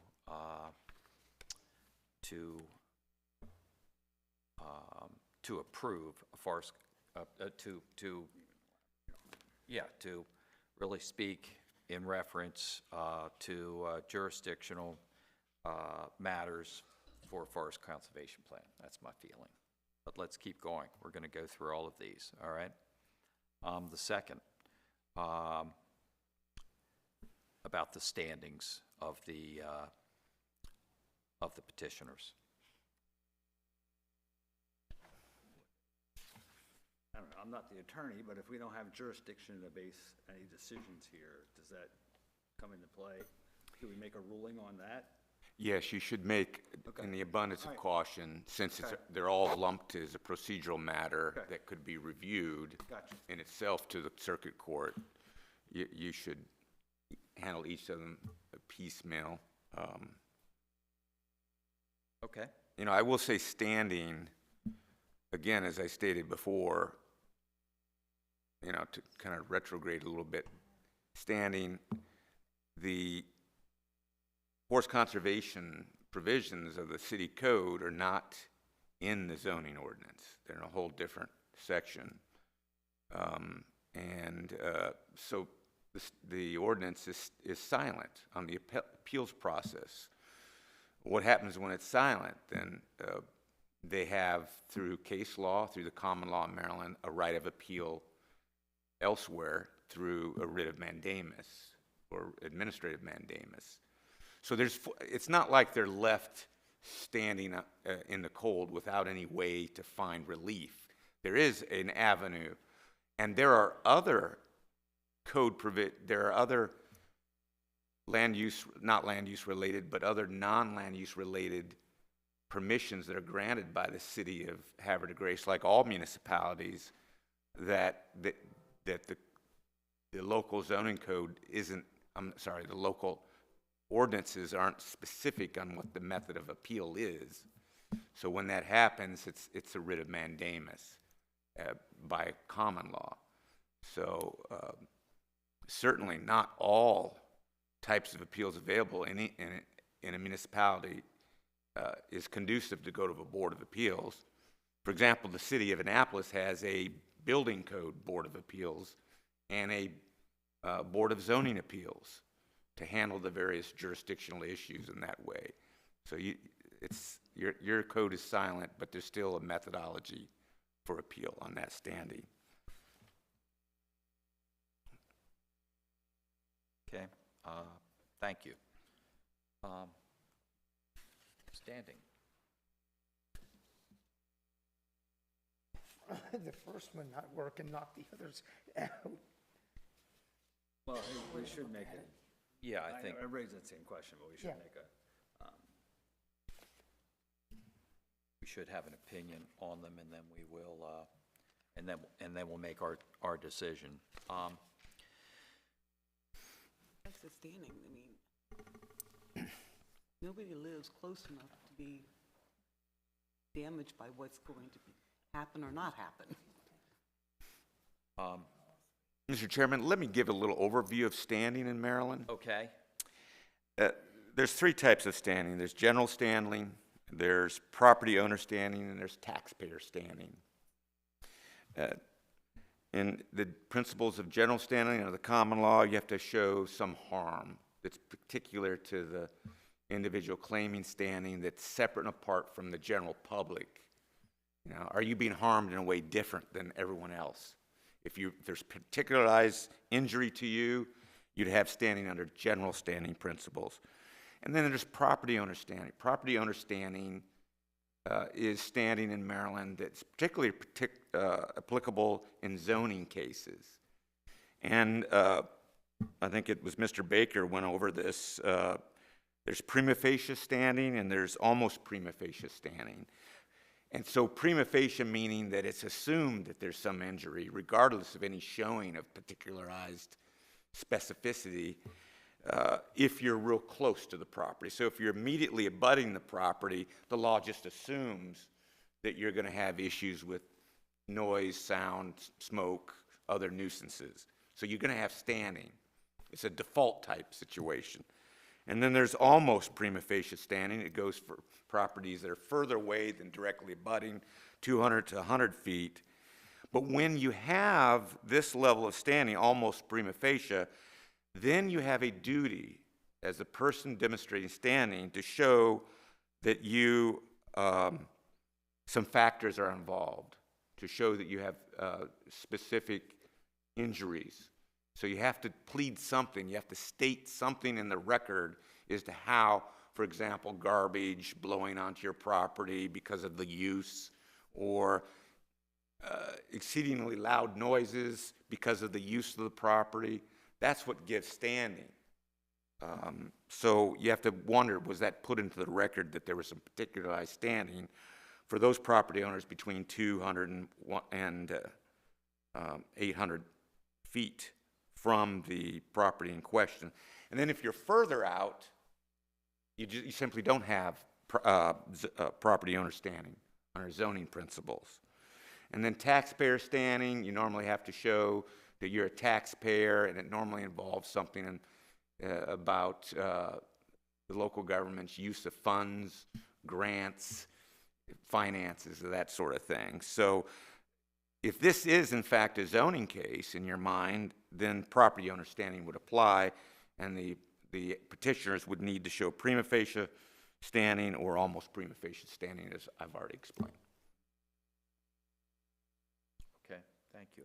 But I don't consider it a zoning issue, because that we could come to a decision, deliberate that. Aren't in standing. Okay. And then the third item, as far as was this done on a timely manner. I do feel as if them applying, my personal feelings with them applying within the 30-day period, that I would think would Through some kind of notice. yes, to us. So that one, that's how I feel about that. Say that to a court. Well, yeah. Miss a deadline and see what happens, or miss a step. Well, That's true. I totally agree with you on that.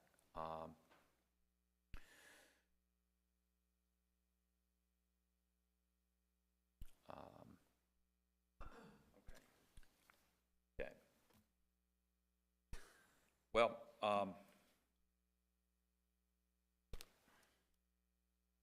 start with, I want to say I appreciate everyone coming and making such compelling arguments on this. I personally am a bit of a tree hugger, and I live with a big tree hugger, so I'm always sympathetic towards trying to save trees and forest. However, I do not feel that the Board of Appeals has the jurisdictional authority to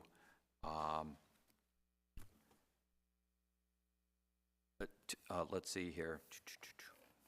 Where was I here? I just missed that.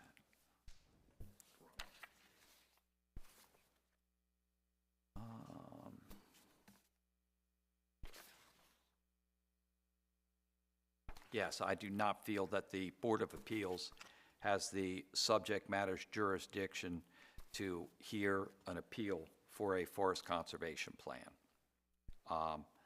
As far as the standings, I personally feel that that the parties are very far from it. I also don't think that that is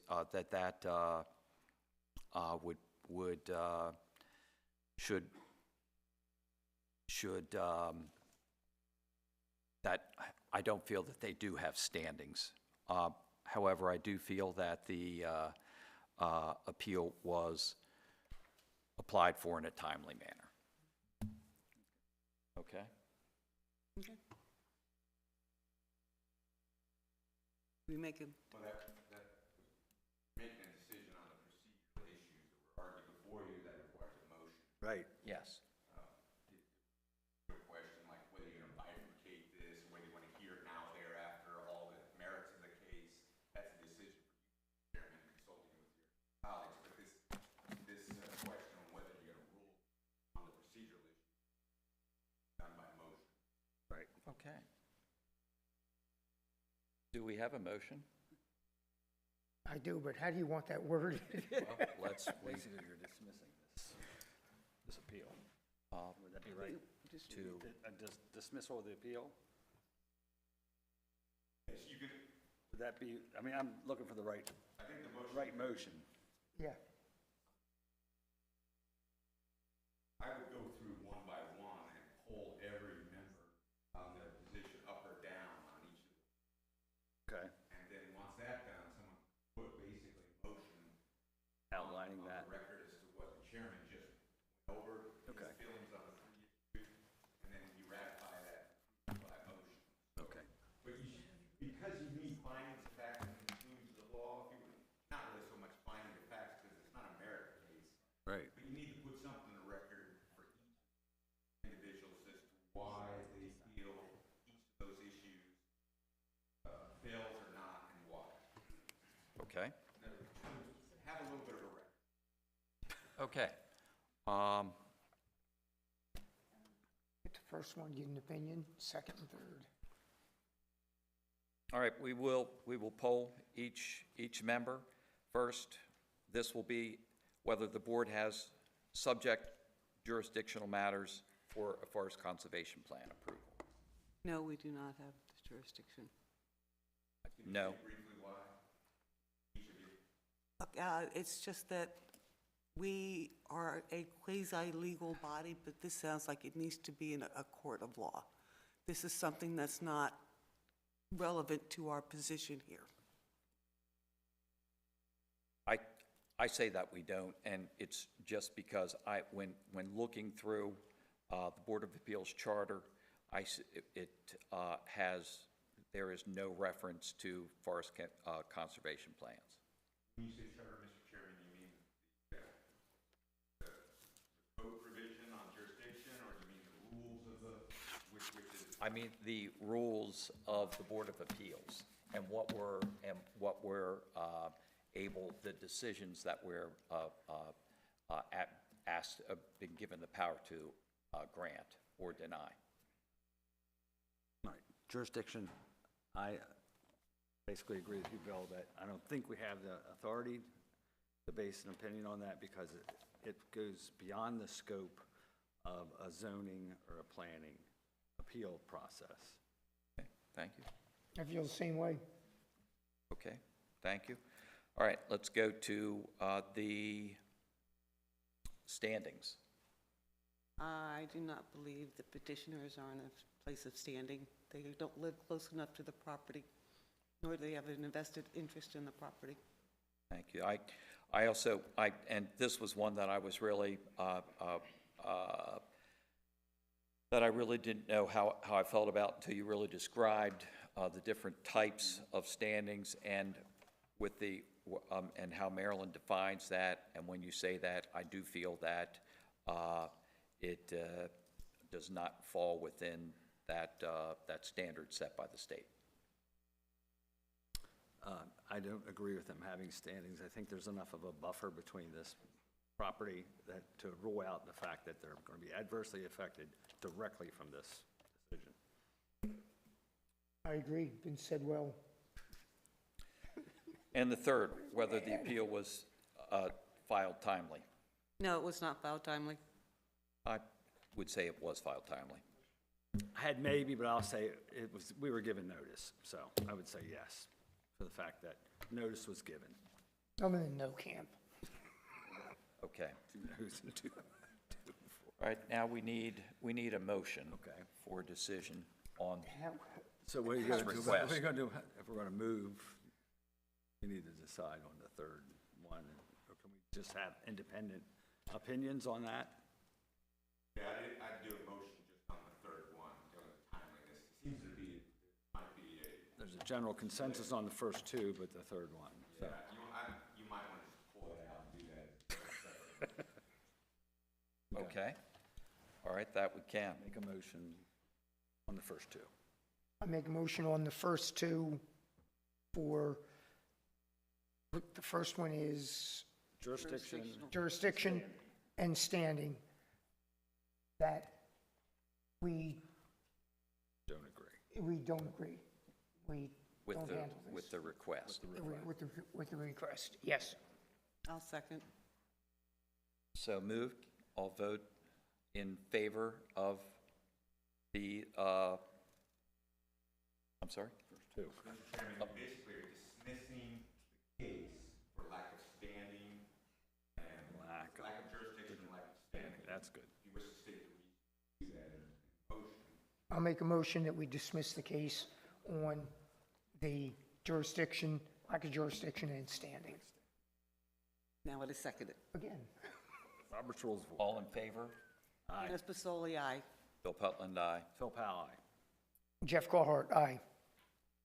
Okay, and the third item on whether it was done with a timely, whether it was filed timely.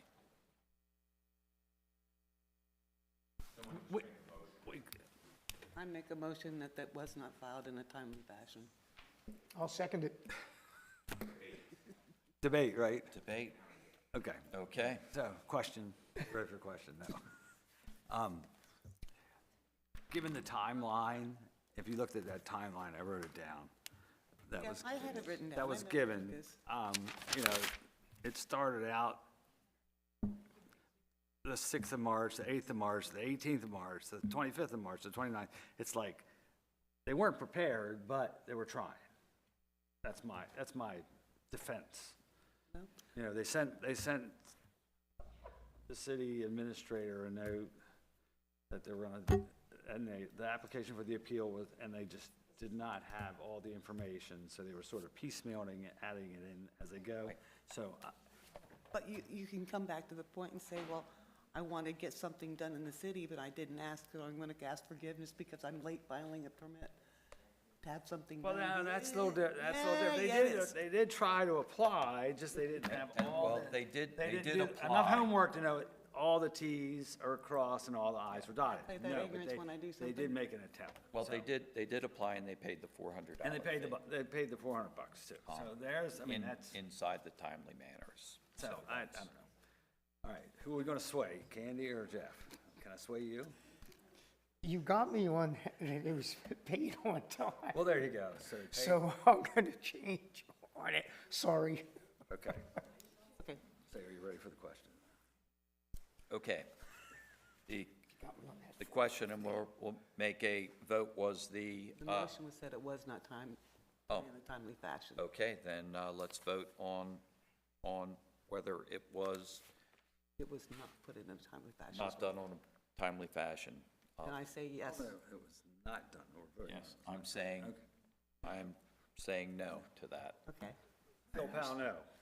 And Jeff Carhart, no. Okay, sorry, Candy. All right. So moved. Bill, you swung me. Well, I mean, it's what they need the government. All right.